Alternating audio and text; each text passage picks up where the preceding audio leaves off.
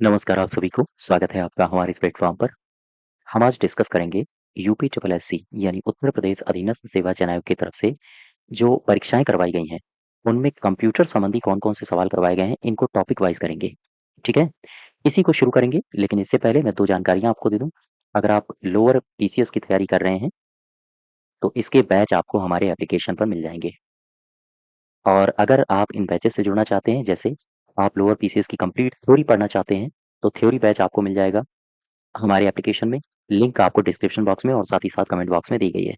अगर आप mock test batch से जुड़ना चाहते हैं लोअर पीसीएस के लिए तो ये एप्लीकेशन पर मौजूद है, आप इससे भी जुड़ सकते हैं। अगर आप लोअर पीसीएस के लिए टॉपिक वाइज़ एमसीक्यूज़ की प्रैक्टिस करना चाहते हैं तो ये बैच चल रहा है, अगर आप इससे जुड़ना चाहते हैं तो आप इससे जुड़ सकते हैं, ठीक है?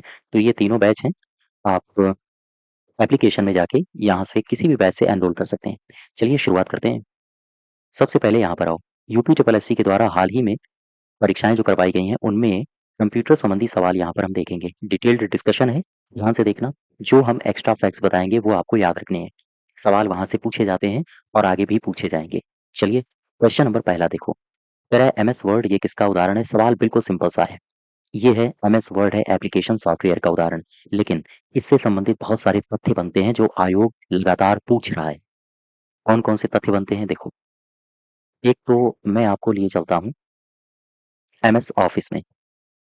एमएस ऑफिस में।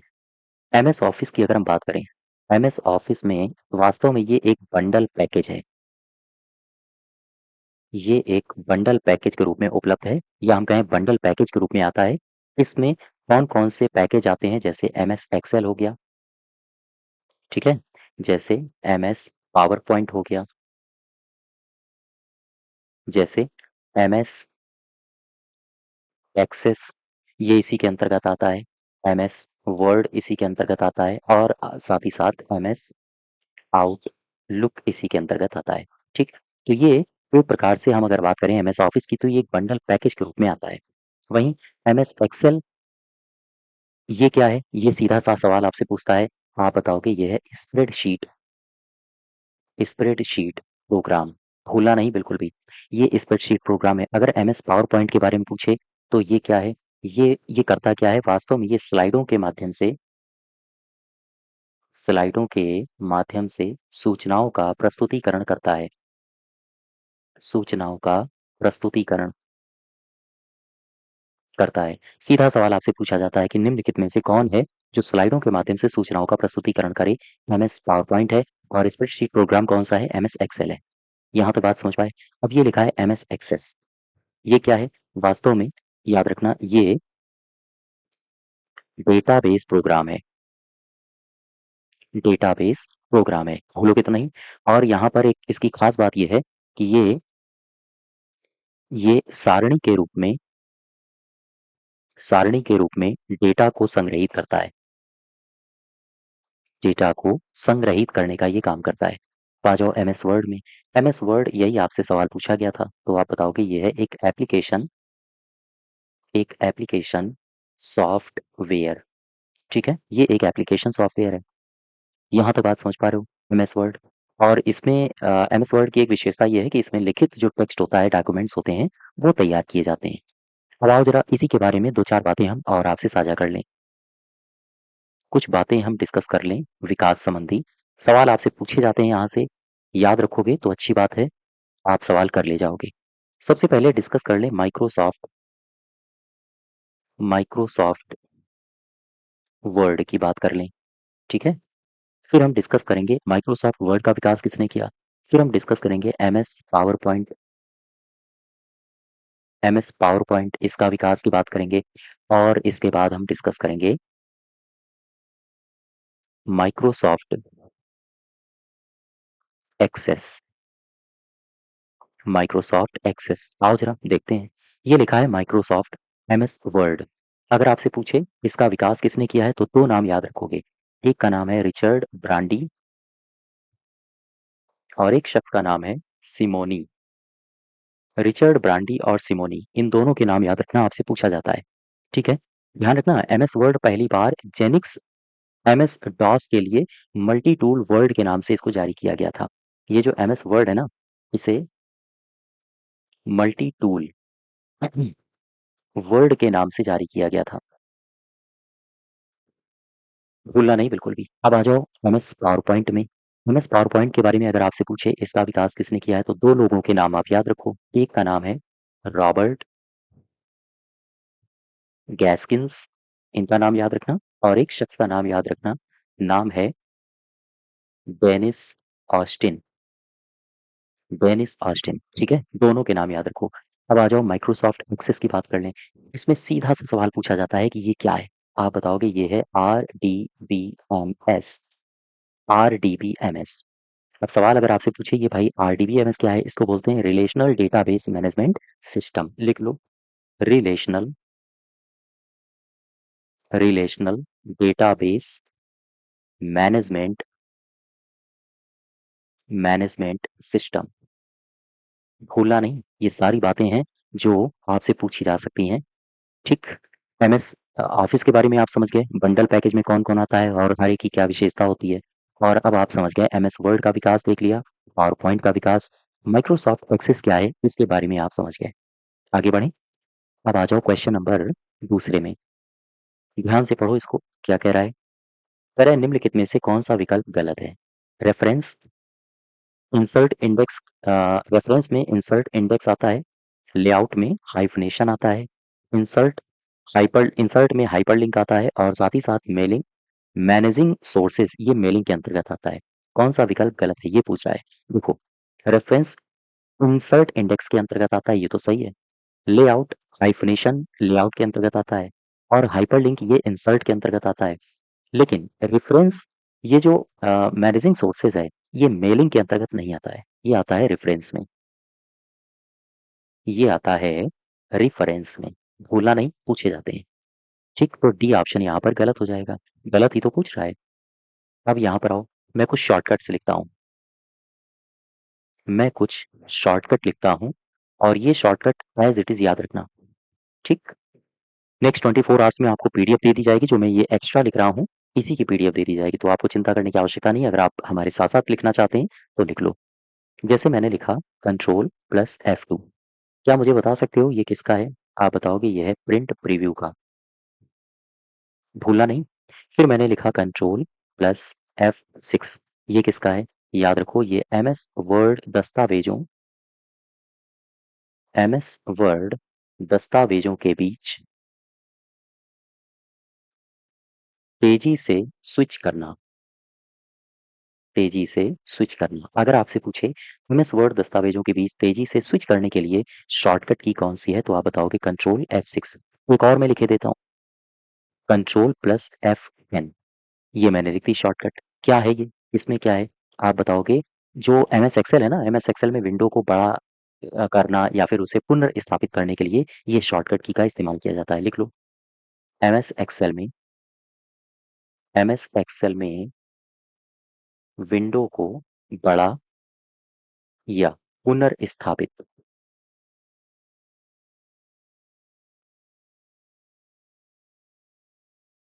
करना। ठीक है, Ctrl+F10 हो गया, Ctrl+F6 हो गया, Ctrl+F2 हो गया। ये तीनों बहुत इंपॉर्टेंट है। अब मैं तीन और लिख रहा हूँ, ध्यान देना। मैंने एक लिखा Alt+Shift+I, एक मैं शॉर्टकट लिखता हूँ Ctrl+5, Ctrl+5, और एक शॉर्टकट मैं लिख रहा हूँ यहाँ पर Alt+4। जस्ट वेट, 4 नहीं, F4 लिख लो, Alt+F4। ये तीन शॉर्टकट्स और पूछी जाती हैं। तो Alt+Shift+I ये क्या है, आप बताओगे मार्क सिटिशन। मार्क सिटिशन, तो मार्क सिटिशन जो डायलॉग बॉक्स है,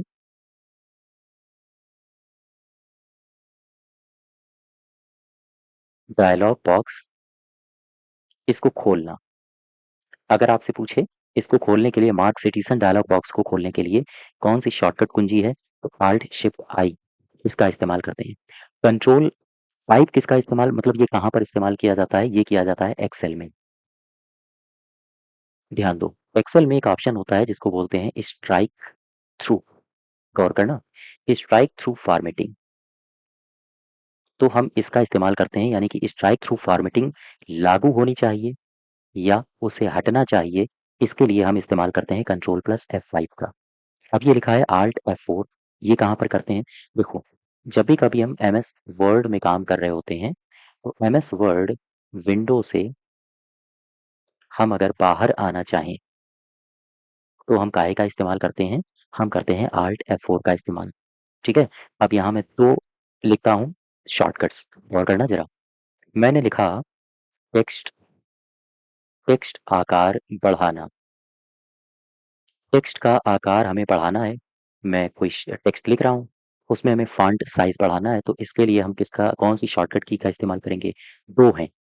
एक तो है कंट्रोल प्लस बड़ा ब्रैकेट, वो भी इधर की तरफ ओपन, लेफ्ट की तरफ बढ़ाना है हमें, ठीक है? और दूसरी शॉर्टकट की क्या है? कंट्रोल ले लो, इसके साथ ले लो शिफ्ट ले लो, और फिर उसके साथ ले लो ग्रेटर। ये ग्रेटर का साइन है। तो या तो हम इसका इस्तेमाल कर लें, या फिर हम इसका इस्तेमाल कर लें। तो टेक्स्ट का आकार बढ़ाने के लिए इन शॉर्टकट्स का इस्तेमाल किया जाता है। अब वापस आ जाओ। सेकंड का हो जाएगा डी ऑप्शन। थर्ड में आ जाओ। जितने मैं एक्स्ट्रा फैक्ट्स बता रहा हूँ, सारे के सारे फैक्ट्स महत्वपूर्ण हैं, याद रखना इनको। तीसरे में आ जाओ। एमएस वर्ड में विंडो को स्प्लिट करने या स्प्लिट व्यू को हटाने की शॉर्टकट कुंजी क्या होती है? ये होती है alt control S. Alt control S. आओ देखो, 2 शॉर्टकट मैं और आपको बताता हूँ। तो लिख लो control plus shift plus enter, और एक शॉर्टकट यहाँ पर लिख लो control plus Alt plus I. ठीक, दोनों लिख लिए, कंट्रोल आल्ट आई और कंट्रोल शिफ्ट एंटर। इसका इस्तेमाल कहाँ पर किया जाता है? इसका इस्तेमाल करते हैं हम टेबल को विभाजित करने के लिए।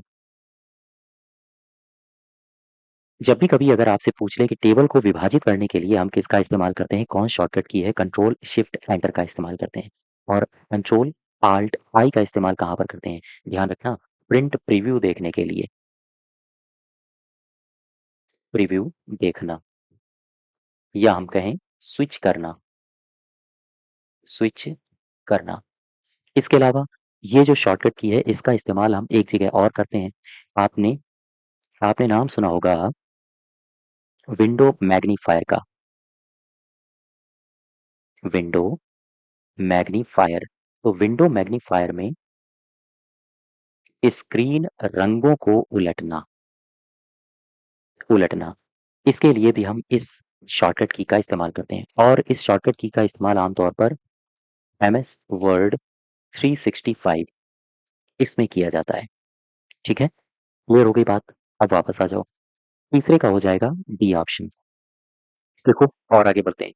क्वेश्चन नंबर 4 में चलो, ध्यान से पढ़ो। एमएस वर्ड में यहाँ पर कह रहा है फिल इन द ब्लैंक्स करो। कौन सी सुविधा है जिसका उपयोग करके पृष्ठ के शीर्ष पर सामग्री प्रदर्शित करने के लिए इसका इस्तेमाल किया जाता है? ये पृष्ठ है, ठीक है? ये पृष्ठ है। अब कह रहा है इसके शीर्ष पर कौन सी सुविधा है जब हम इसके शीर्ष पर सामग्री प्रदर्शित करते हैं? कुछ लिख दिया हमने, कुछ भी कर दिया, तो शीर्ष के लिए होता है हेडर। हेड हेड कहाँ होता है? शीर्ष पर। और नीचे के लिए होता है यहाँ पर फुटर। यहाँ के लिए पैर होते हैं, यानी कि फुटर होता है। तो यहाँ कह रहा है शीर्ष पर सामग्री प्रदर्शित करनी है। एक तो हो जाएगा हेडर। और आगे बढ़ो। जबकि कौन सी सुविधा का इस्तेमाल हम कई प्राप्तकर्ताओं के लिए पत्रों या ईमेल को निजीकृत करने के लिए करते हैं? देखो, फिर से समझो इसको। ये तो समझ में आ गया, शीर्ष पर सामग्री प्रदर्शित करना है, यानी कि हेडर का इस्तेमाल करना है। फिर कह रहा है कि कौन सी सुविधा का हम इस्तेमाल करते हैं और कई प्राप्तकर्ताओं के लिए पत्रों, ईमेल को निजीकृत करते हैं, उस सुविधा का इस्तेमाल करके। इसे कहते हैं मेल मर्ज। इसे हम कहते हैं मेल मर्ज। आओ देखो, कुछ बातें हम आपको पहले बता दें। आपने 2 शब्द सुने होंगे, मैंने आपको कंप्यूटर बैच में पढ़ाया भी था, हेडर और फुटर। पढ़ा है आपने? हेडर, हेडर के साथ-साथ फुटर, ठीक? तो मैंने अभी आपको बताया था हेडर कहाँ पर इस्तेमाल होगा? सबसे ऊपर। सबसे ऊपर कोई फॉर्मेट है, डॉक्यूमेंट है, मान लो ये डॉक्यूमेंट है, यहाँ पर हेडर का इस्तेमाल होता है, ऊपर की तरफ, ये हेडर है। और यहाँ पर अगर कुछ करना हो, तो इसके लिए हम फुटर का इस्तेमाल करते हैं। तो सबसे ऊपर जो मार्जिन होता है, ऊपर वाला मार्जिन, तो सबसे ऊपर वाले मार्जिन में ये स्थित होता है, ठीक है? उपयोग का उपयोग क्या होता है इसका? तो ऊपर मान लो यहाँ पर हमें कुछ कोई चैप्टर का नाम लिखना हो, आमतौर पर पेज संख्या लिखी होती है। हम इसके लिए हेडर का इस्तेमाल करते हैं, यानी कि मान लो किसी डॉक्यूमेंट में ऊपर चैप्टर का नाम लिखना हो या फिर हमें पेज संख्या लिखनी हो तो हम इसका इस्तेमाल करेंगे। ठीक, अब नीचे के आ जाओ, फुटर। दरअसल एक बात समझना, हेडर और फुटर में डिफ़ॉल्ट रूप से हेडर फुटर प्रत्येक पेज पर प्रिंट होता है, एक पेज पर। और बाय डिफ़ॉल्ट मार्जिन कितना होता है? बाय डिफ़ॉल्ट मार्जिन, ये आपसे सवाल पूछता है। अगर आपसे पूछे बाय डिफ़ॉल्ट मार्जिन कितना होता है? 0.5 इंच, इसको मत भूलना, ठीक है? बाय डिफ़ॉल्ट मार्जिन कितना है? 0.5 इंच। अब एक शब्द और दिया गया था, शब्द था मेल मर्ज। ये मेल मर्ज क्या होता है? सबसे पहले मेल मर्ज अगर आपको जानना है, आप कहाँ पर जाओगे? किस टैब में जाओगे? ये भी सवाल पूछा जाता है। मेल मर्ज में जाने के लिए या हम कहें मेल मर्ज का ऑप्शन किस टैब में है? ये है मेलिंग में। भूलना नहीं बिल्कुल भी, मेलिंग में। और मेल मर्ज किस में होता है? एमएस वर्ड में। एमएस वर्ड में ये होता है। हम इसका इस्तेमाल या हम कहें हम इसका उपयोग कहाँ पर करते हैं? तो ध्यान दो, इसका उपयोग किया जाता है पत्रों या ईमेल को निजीकृत करने के लिए। निजीकृत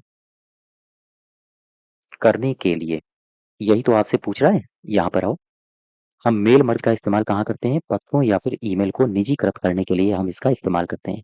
अब मैं आपको लिए चलता हूँ मेल मर्ज स्टार्ट में। देखो, मैंने आपको डिटेल में ये सारी बातें पढ़ाई हैं कंप्यूटर बैच में।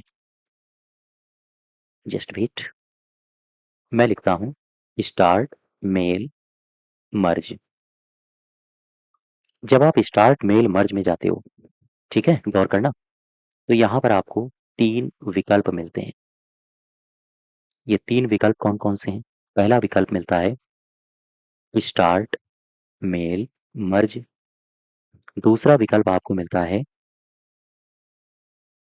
Select recipient. तीसरा विकल्प आपको मिलता है एडिट रेसिपिएंट। ठीक, ये तीनों हो गए, start mail merge, select recipient और एडिट रेसिपिएंट। अब ये जो स्टार्ट मेल मर्ज है, जब आप इसमें जाते हो तो आपको कई सारे ऑप्शंस नज़र आते हैं। एक लेटर आपको नज़र आता है ऑप्शन, दूसरा ईमेल मैसेज, ये आपको नज़र आता है। इसके अलावा इनवेलप्स, एक ऑप्शन ये नज़र आता है। साथ ही साथ आपने एक ऑप्शन लेबल देखा होगा, एक ऑप्शन आपने डायरेक्टरी देखा होगा। ठीक है? तो ये सारे के सारे ऑप्शंस कहाँ पर हैं? स्टार्ट मेल मर्ज या मर्ज में आपसे सीधा पूछ सकता है कि मुझे बताओ इनवेलप्स ऑप्शन कहाँ मिलेगा? तो ये मिलेगा स्टार्ट मेल मर्ज में। ठीक?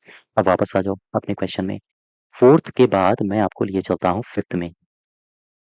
कह रहा है ब्लॉगिंग के लिए ऑफिस वर्ड 2007 में कौन-सी नई सुविधा पेश की गई है? ब्लॉगिंग के लिए एमएस जो एमएस ऑफिस वर्ड है 2007, इसमें कौन-सी नई नई सुविधा दी गई है? इसमें दी गई है वर्ड से सीधे ब्लॉगिंग। वर्ड से सीधे ब्लॉगिंग। आओ ज़रा समझते हैं। देखो, बात हो रही है सुविधा की, गौर करते रहना।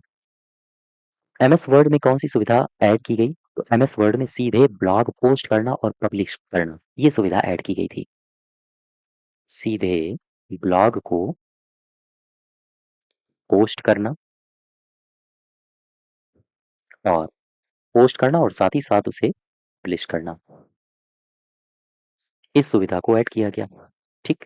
हम कुल मिला के ये भी कह सकते हैं कि एमएस वर्ड का हम इस्तेमाल करते हैं एमएस वर्ड का इस्तेमाल करके ही हम ब्लॉग लिख सकते हैं, ब्लॉग को पोस्ट कर सकते हैं। यहाँ तक ठीक है? क्लियर हो गई बात? एक ऑप्शन है, एक ऑप्शन है, इसे हम कहते हैं वाटरमार्क वाटरमार्क कमांड। ये एग्ज़ाम में पूछा जाता है। सिंपल सी बात है, याद रख लेना, वाटरमार्क कमांड। अगर आपसे पूछे ये कहाँ पर है? ये है डिज़ाइन टैब में। डिज़ाइन टैब, कुछ जो फैक्ट्स हैं वो मैं आपको बताते चल रहा हूँ, चूँकि ये फैक्ट्स लगातार एग्ज़ाम में रिपीट होते हैं। ठीक है? वाटरमार्क कमांड कहाँ पर है? डिज़ाइन टैब में। अब वापस आ जाओ। 5 के बाद मैं आपको लिए चलता हूँ 6 में। करें एमएस वर्ड में कौन-सी सुविधा अपने दस्तावेज़ों के विभिन्न अनुभागों में फॉर्मेटिंग विशेषताओं, जैसे फ़ॉन्ट, रंग, रिक्ति के एक सेट को परिभाषित करने और लगातार लागू करने की अनुमति देती है? एक बार फिर से समझो इसको, फिर से रिपीट करता हूँ। करें कि एमएस वर्ड है, ठीक है? एमएस वर्ड में ऐसी कौन-सी सुविधा है, जो अपने ही दस्तावेज़ों के विभिन्न अनुभागों में फॉर्मेटिंग फॉर्मेटिंग विशेषताओं के एक सेट को परिभाषित करने और उसे लागू करने की अनुमति देती है? ये पूछ रहा है आपसे। फॉर्मेटिंग पेंटर है, थीम्स है, टेम्पलेट्स है या फिर शैलियाँ, शैलियाँ कहते हैं स्टाइल्स को, स्टाइल्स को। तो यही ऑप्शन सही हो जाएगा। आओ ज़रा समझते हैं, शैलियाँ आखिर इसमें क्यों होगा सही? देखो, मैं आपको लिए चलता हूँ एमएस वर्ड में। एमएस वर्ड में स्टाइल्स या इसी को कहते हैं शैलियाँ हिंदी में। तो एमएस वर्ड में स्टाइल्स आपको कहाँ मिलेगा? सबसे पहले ये जो एमएस वर्ड में स्टाइल्स है, ये कर क्या सकता है? ये दस्तावेज़ों में फॉर्मेटिंग कर सकता है। या हम कहें इस ऑप्शन का इस्तेमाल करके हम दस्तावेज़ों में फॉर्मेटिंग दस्तावेज़ों में फॉर्मेटिंग करेंगे, ठीक है? अब ज़रा एक बात समझो, यहाँ पर आओ। मैं आपको लिए चलता हूँ एमएस वर्ड में। एमएस वर्ड पेज में चलो ज़रा। एमएस वर्ड के किसी पेज में चलो। यहाँ पर जस्ट वेट। एमएस वर्ड के किसी पेज में नॉर्मल व्यू लगा सकते हैं, या हम कहें नॉर्मल स्टाइल लगा सकते हैं, या नो स्पेसिंग, या फिर हम उस पेज में हेडिंग 1 एंड 2 का इस्तेमाल कर सकते हैं, या हम उसमें टाइटल या फिर सब टाइटल लगा सकते हैं, ठीक है? तो हम इनको सबको लगा सकते हैं। अब अगर आप स्टाइल में जाओगे, स्टाइल्स में ऑप्शन कौन-कौन से मिलेंगे? एमएस वर्ड में जब आप स्टाइल्स में जाओगे, तो वहाँ पर कौन-कौन से ऑप्शन मिलेंगे? ये भी सवाल पूछा जाता है। यहाँ पर कई सारे ऑप्शंस मिलते हैं। आपको मिलेगा क्रिएट स्टाइल, आपको मिलेगा क्लियर आपको मिलेगा क्लियर फॉर्मेटिंग, या फिर हम कहें आपको मिलेगा अप्लाई स्टाइल। तो ये सारे के सारे कहाँ पर आपको मिल रहे हैं? ये सारे के सारे मिलते हैं होम टैब में। सीधा सवाल आपसे पूछ सकता है कि मुझे बताओ क्रिएट स्टाइल ये कहाँ पर मिलेगा? ये मिलेगा होम टैब में। क्लियर फॉर्मेटिंग कहाँ मिलेगा? होम टैब में। अप्लाई स्टाइल कहाँ मिलता है? ये भी होम टैब में मिलता है। अब वापस आ जाओ। 7th देखो ध्यान से। इसमें कह रहा है कि एमएस वर्ड में मेल सुविधा का प्राथमिक उद्देश्य क्या है? मेल सुविधा का प्राथमिक उद्देश्य पूछा है। इसमें कई दस्तावेजों को एक फाइल में संयोजित करना होता है।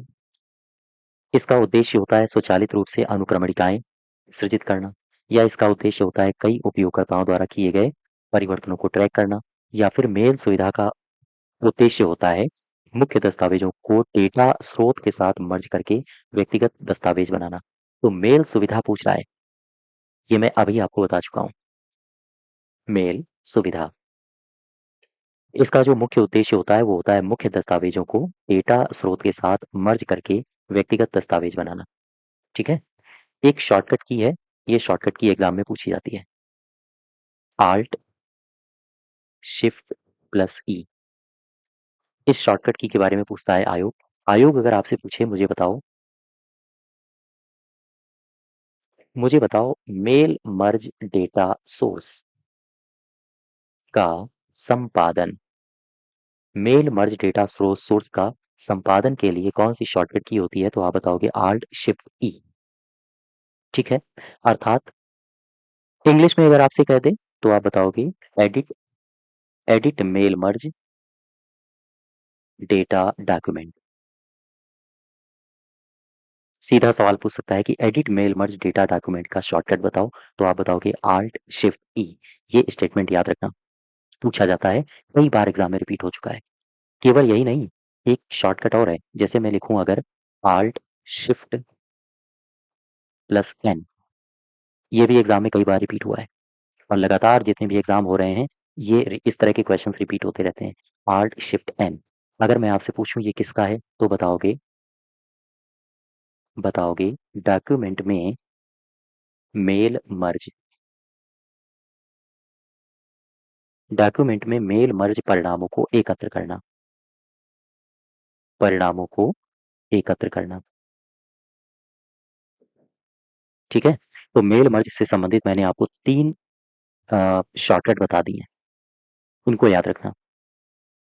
Alt Shift E अगर आपसे पूछे, तो मेल मर्ज डेटा सोर्स का संपादन करने के लिए Alt Shift E का इस्तेमाल करते हैं।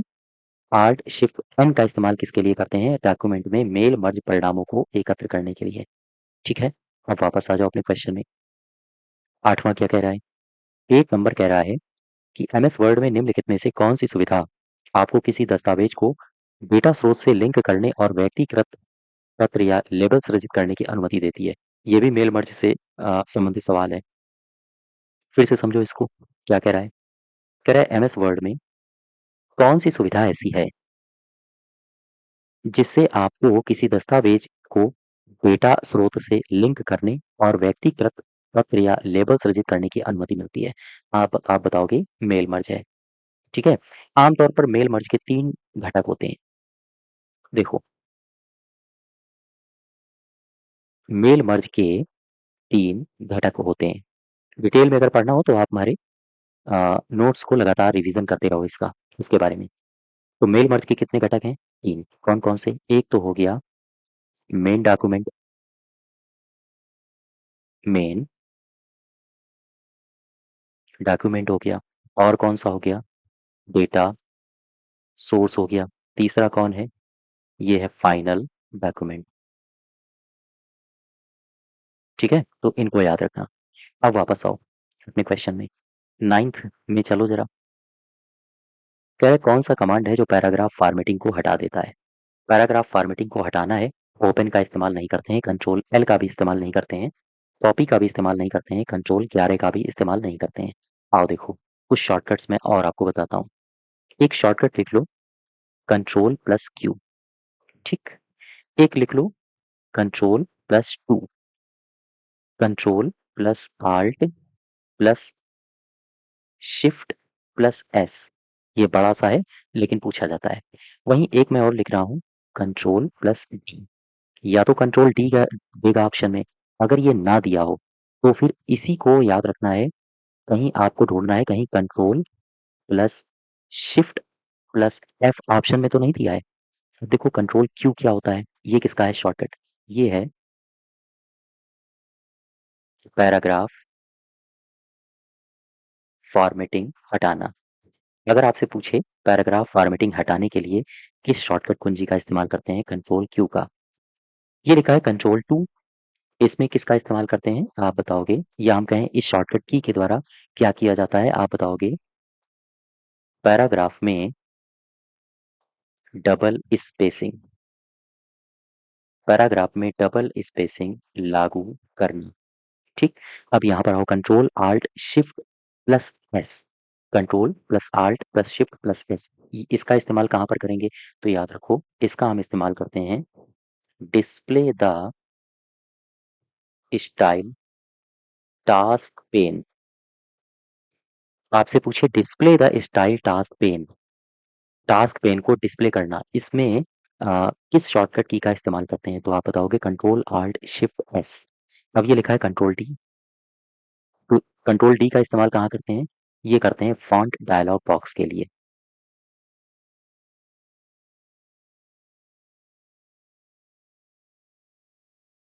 फॉन्ट डायलॉग बॉक्स को डिस्प्ले करने के लिए, ठीक है? सवाल पूछा जा चुका है, ध्यान रखना। अगर आपसे पूछे फॉन्ट डायलॉग बॉक्स को दर्शाने के लिए हम किसकी शॉर्टकट, कौन शॉर्टकट की का इस्तेमाल करते हैं? Control T. अगर ये ऑप्शन में ना दिया हो तो आप इसे ढूंढोगे, कंट्रोल शिफ्ट एफ तो नहीं कहीं दिया है, और अगर दिया हो तो यही आंसर हो जाएगा। आगे बढ़ें, वापस आ जाओ अपने क्वेश्चन में। 9th के बाद मैं लिए चलता हूँ आपको 10th में। नेक्स्ट देखो क्वेश्चन नंबर 10वां। 10वें में क्या कह रहा है? कह रहा है चयनित टेक्स्ट के केस को शीघ्रता से अपर केस में बदलने के लिए किस क्रिया का इस्तेमाल करते हैं? कौन सी शॉर्टकट कुंजी है हम जिसका इस्तेमाल करते हैं? आंसर होगा शिफ्ट F3। देखो, सबसे पहले मैं आपको लिए चलता हूँ चेंज केस। Change case. अगर आपसे पूछे कि चेंज केस को लागू करना है, शॉर्टकट की बता दो, तो आप क्या बताओगे? आप बताओगे शिफ्ट प्लस F3। एक शॉर्टकट की और याद रखना, ये मैंने लिखा कंट्रोल प्लस शिफ्ट प्लस ए। कंट्रोल शिफ्ट ए का इस्तेमाल कहाँ पर करते हैं? आप बताओगे इसका हम इस्तेमाल करते हैं टेक्स्ट को अपर केस में बदलने के लिए। ठीक है, टेक्स्ट को अपर केस में बदलने के लिए। यही नहीं, एक और शॉर्टकट याद रखो, मैंने लिख दिया कंट्रोल प्लस एच। इसका इस्तेमाल कहाँ पर करते हैं? आप बताओगे रिप्लेस के लिए। इसका इस्तेमाल करते हैं रिप्लेस के लिए। बस ये बातें याद रखना। जो एक्स्ट्रा फैक्ट्स बता रहा हूँ उन पर जरूर फोकस करना है, बहुत सारे सवाल पूछे जाते हैं। आगे बढ़ो, मैं आपको लिए चलता हूँ चेंज केस के पास। ये मैंने पूरा डिटेल में बताया है चेंज केस।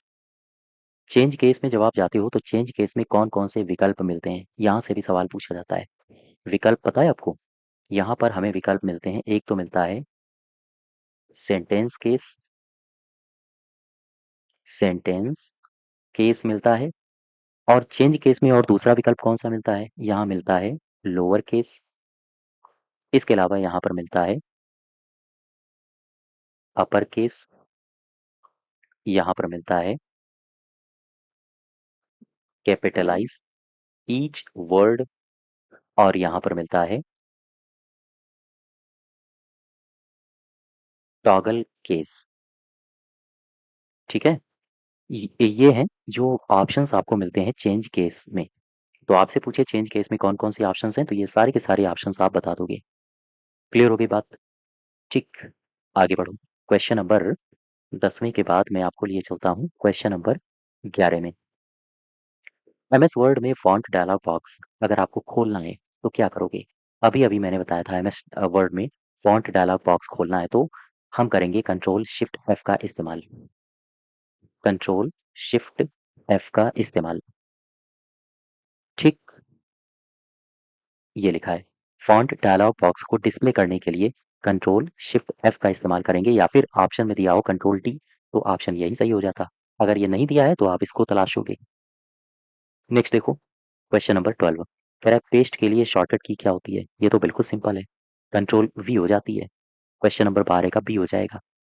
ठीक है, शॉर्टकट की के बारे में दो चार और देख लो। यहाँ पर आओ, मैं लिख रहा हूँ एमएस एक्सेल। ठीक, एमएस एक्सेल लिखा। अब अगर आपसे पूछे कि एमएस एक्सेल में insert function, insert function window को खोलना, अगर एमएस एक्सेल में इंसर्ट फंक्शन विंडो को खोलना पड़ जाए तो काहे का इस्तेमाल करोगे आप करोगे शिफ्ट प्लस F3। ठीक, इसका इस्तेमाल करोगे। एक शॉर्टकट की होती है Alt प्लस F8। अगर आपसे पूछ दे कि मुझे बताओ मैक्रो डायलॉग बॉक्स को अगर ओपन करना हो तो किसका इस्तेमाल करोगे? Alt F8 का इस्तेमाल करोगे। फिर एक और देख लो, मैं लिखूं शिफ्ट प्लस F11। मुझे बताओ इसका इस्तेमाल कहाँ किया जाएगा? इसका इस्तेमाल किया जाएगा वर्क शीट ऐड करने के लिए। आपसे पूछे वर्कशीट ऐड करना है तो फिर शिफ्ट F11 का इस्तेमाल कर लो। ठीक है, कोई दिक्कत? वापस आ जाओ अपने क्वेश्चन में। 13 में देखो, 13 में कह रहा है एमएस वर्ड में निम्नलिखित में से किस सुविधा का उपयोग डेटाबेस से डेटा को एक टेम्पलेट दस्तावेज में संयोजित करके कई व्यक्तिगत प्रतियां बनाने के लिए किया जाता है? आंसर हो जाएगा मेल मर्ज। ये तो मैंने अभी आपको डिटेल में बताया था। फिर आगे चलो, 14 में आ जाओ। क्या कह रहा है? बाईं ओर समतुल्य रिक्त स्थान पर जाने के लिए कौन सी कुंजी प्रयुक्त की जाती है? कहाँ जाना है? बाईं ओर, इस दिशा में जाना है। ठीक, अगर हमें आगे जाना होता तो हम किसका इस्तेमाल करते? हम टैब का इस्तेमाल करते। जैसे यहाँ पे आओ, 2 कुंजी याद रखो। कौन-सी कुंजी का इस्तेमाल करते हैं तो कहाँ जाते हैं? अगर हम टैब का इस्तेमाल करें, तो हम कहाँ जाएँगे? हम का मतलब है हमारा कर्सर। और अगर हम शिफ्ट प्लस टैब का इस्तेमाल करें, तो हम कहाँ जाएँगे? यानी कि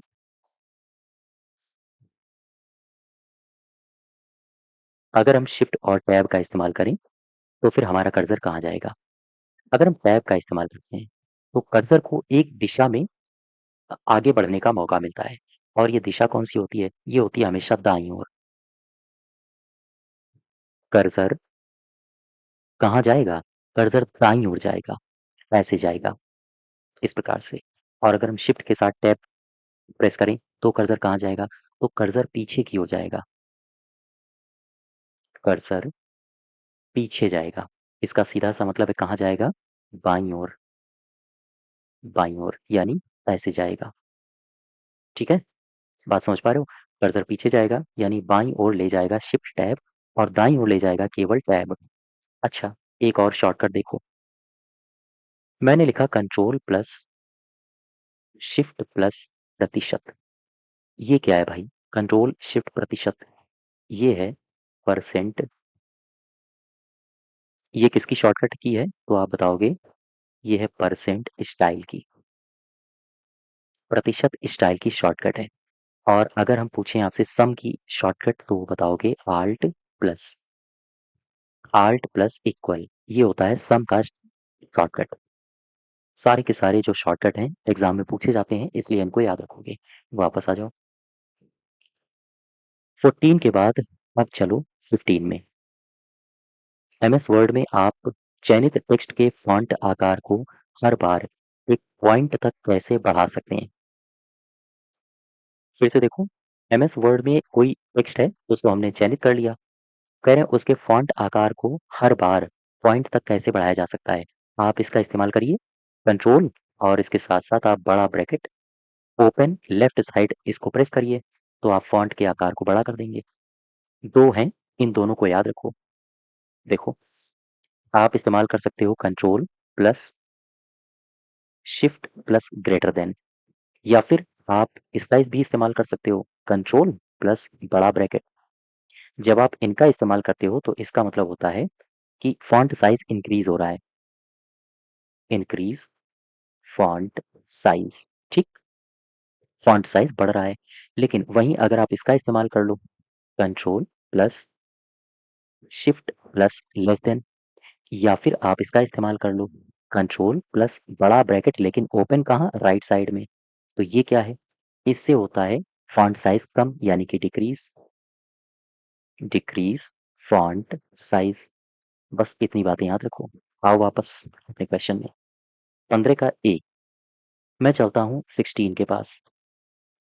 एमएस वर्ड में superscript, subscript, outline, emboss, engrave, इन्हें किस रूप में जाना जाता है? इन्हें कहते हैं font effects. A option, font effects. आओ जरा समझते हैं। देखो, कई सारे शब्द लिखे थे, जैसे लिखा था सबस्क्रिप्ट, सुपरस्क्रिप्ट, या फिर लिखा है एनग्रेव। ये सब क्या होता है? यहाँ से भी आपसे सवाल पूछता है। एक शब्द मैंने लिखा सबस्क्रिप्ट। जैसे ही मैंने सबस्क्रिप्ट लिखा, तुरंत आपको दिमाग में आना चाहिए कि अच्छा एक सुपरस्क्रिप्ट भी तो होता है। लिख लो, सुपरस्क्रिप्ट भी होता है। हाँ, तो मुझे बताओ सबस्क्रिप्ट की शॉर्टकट की क्या होती है? इसकी होती है control plus shift plus minus.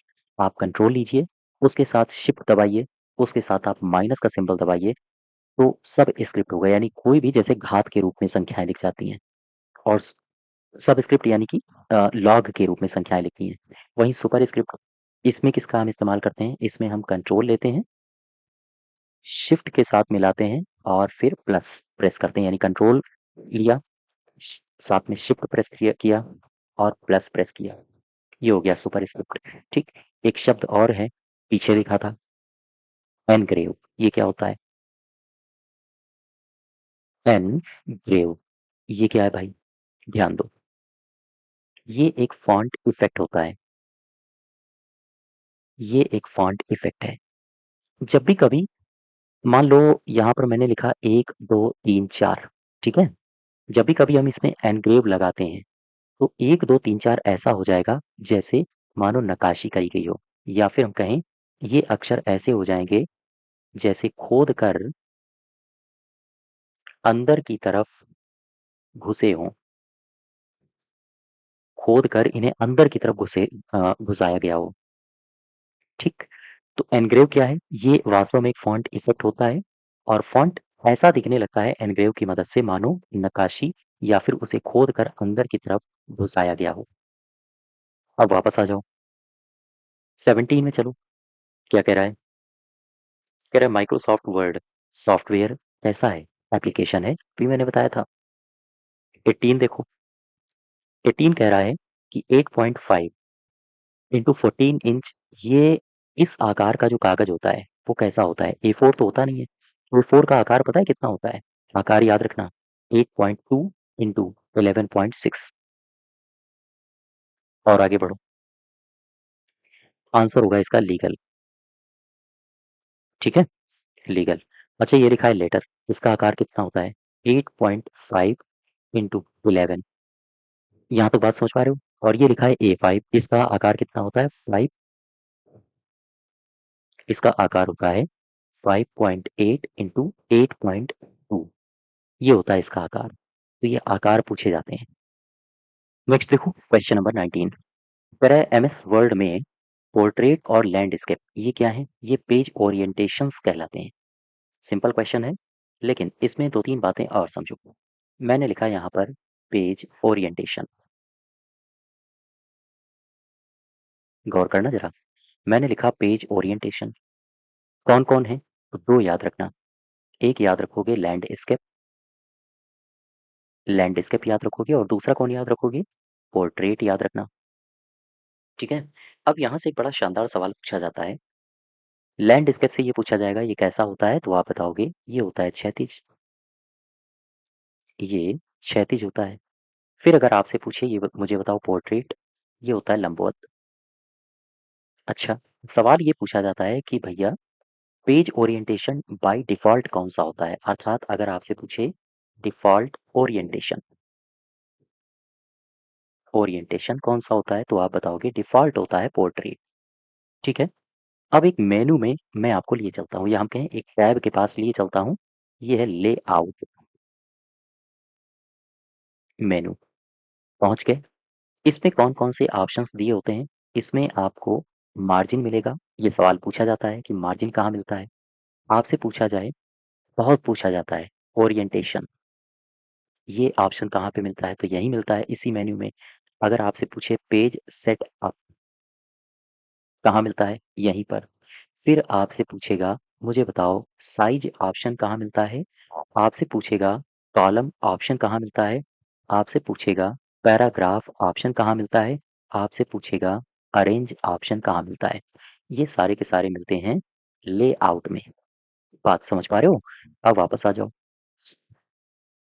20 के पास चलो ज़रा, 20 के पास चलो, क्या कह रहा है?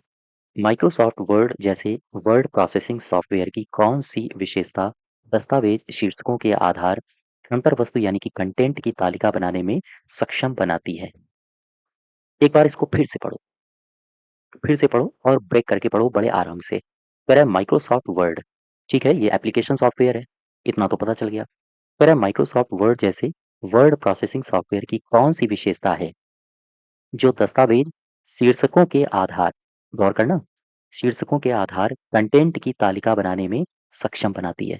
कौन है ये? इसे कहते हैं स्टाइल्स। आओ ज़रा समझते हैं। यहाँ से 2-3 सवाल बनते हैं स्टाइल्स से। मैंने लिखा स्टाइल्स, पहला सवाल तो यही बन गया कि भाई ये जो ऑप्शन है, कहाँ पर है? तो आप बताओगे ये है होम टैब में, होम टैब में ये एक ऑप्शन है। और स्टाइल्स में कौन-कौन से ऑप्शंस होते हैं? क्या पता है आपको? यहाँ पर होते हैं नॉर्मल, यहाँ पर होता है नो स्पेसिंग, यहाँ पर आपको मिलेगा हेडिंग और भी कई सारे ऑप्शंस यहाँ पर मिलते हैं। इसमें सही उत्तर हो जाएगा, कह रहा है शीर्षकों के आधार कंटेंट की तालिका बनाने में सक्षम बनाती है, ये होता है स्टाइल। अब आ जाओ 21 में। 21 क्या कह रहा है? कह रहा है दस्तावेज का प्रिंट लेने से पहले एक प्रमुख कदम कौन सा होता है?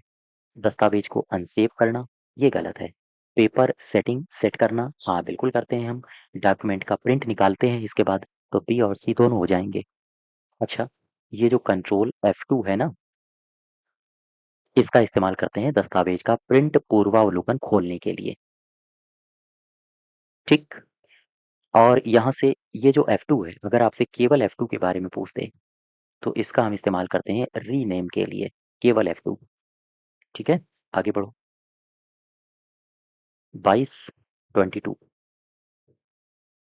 कह रहा है MS वर्ड में एक कैरेक्टर को आगे ले जाने के लिए किस कीबोर्ड का उपयोग किया जाता है? MS वर्ड में एक कैरेक्टर है, उस कैरेक्टर को हमें आगे ले जाना है, तो हम किसका इस्तेमाल करेंगे? हम करेंगे राइट एरो का इस्तेमाल। राइट एरो का इस्तेमाल करेंगे और फिर वो आगे चला जाएगा। 23 आ जाओ। 23 कह रहा है MS वर्ड में डिफ़ॉल्ट रूप से ड्रॉप कैप लेटर या फिर अक्षर की ऊंचाई कहाँ तक होती है? ड्रॉप कैप लेटर या अक्षर की ऊंचाई कहाँ तक होती है? पैराग्राफ में 3 लाइन तक होती है। 3 लाइन डिफ़ॉल्ट रूप से। मैं आपको लिए चलता हूँ ड्रॉप कैप लेटर के पास। ड्रॉप कैप लेटर, यहाँ से 2-3 सवाल बनते हैं और ये एग्जाम में रिपीट भी हुए हैं। ठीक है, आओ देखो। अगर आपसे पूछे ड्रॉप कैप लेटर के बारे में पोजीशन, तो ध्यान रखना नन होती है, 3 पोजीशंस नन, ड्रॉप और एक होती है इन मार्जिन। In margin. और ये कहाँ पर होता है? ये होता है इंसर्ट टैब में। इंसर्ट टैब में। ये बात याद रखना, एग्जाम में ये इंपॉर्टेंट है, रिपीट भी हो चुकी है कई बार। ड्रॉप कैलकुलेटर ये कहाँ पर है? इंसर्ट टैब में। नेक्स्ट देखो 24 में आ जाओ। क्या कह रहा है? कह रहा है माइक्रोसॉफ्ट वर्ड में ये इस शब्द को पकड़ो, कह रहा है गटर मार्जिन। कह रहा है अगर गटर मार्जिन को सेट करना है, इसके लिए कौन सा गटर पोजीशन बॉक्स में उपलब्ध होता है?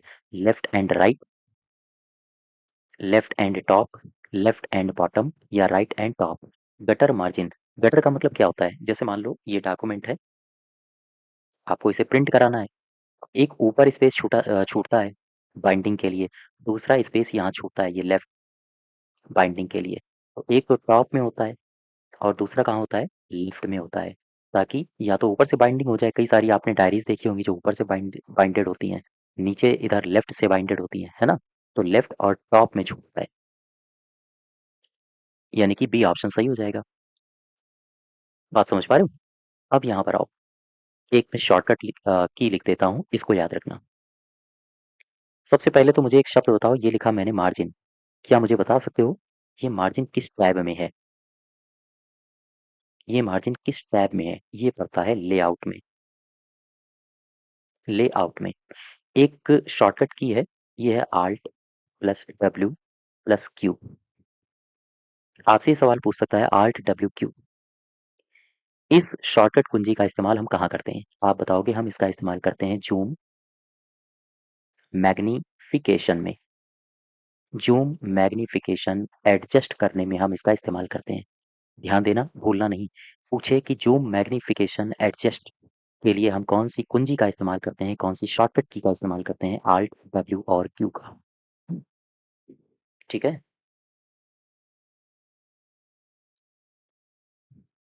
यहाँ तक बात समझ पा रहे हो? अब वापस आओ जरा।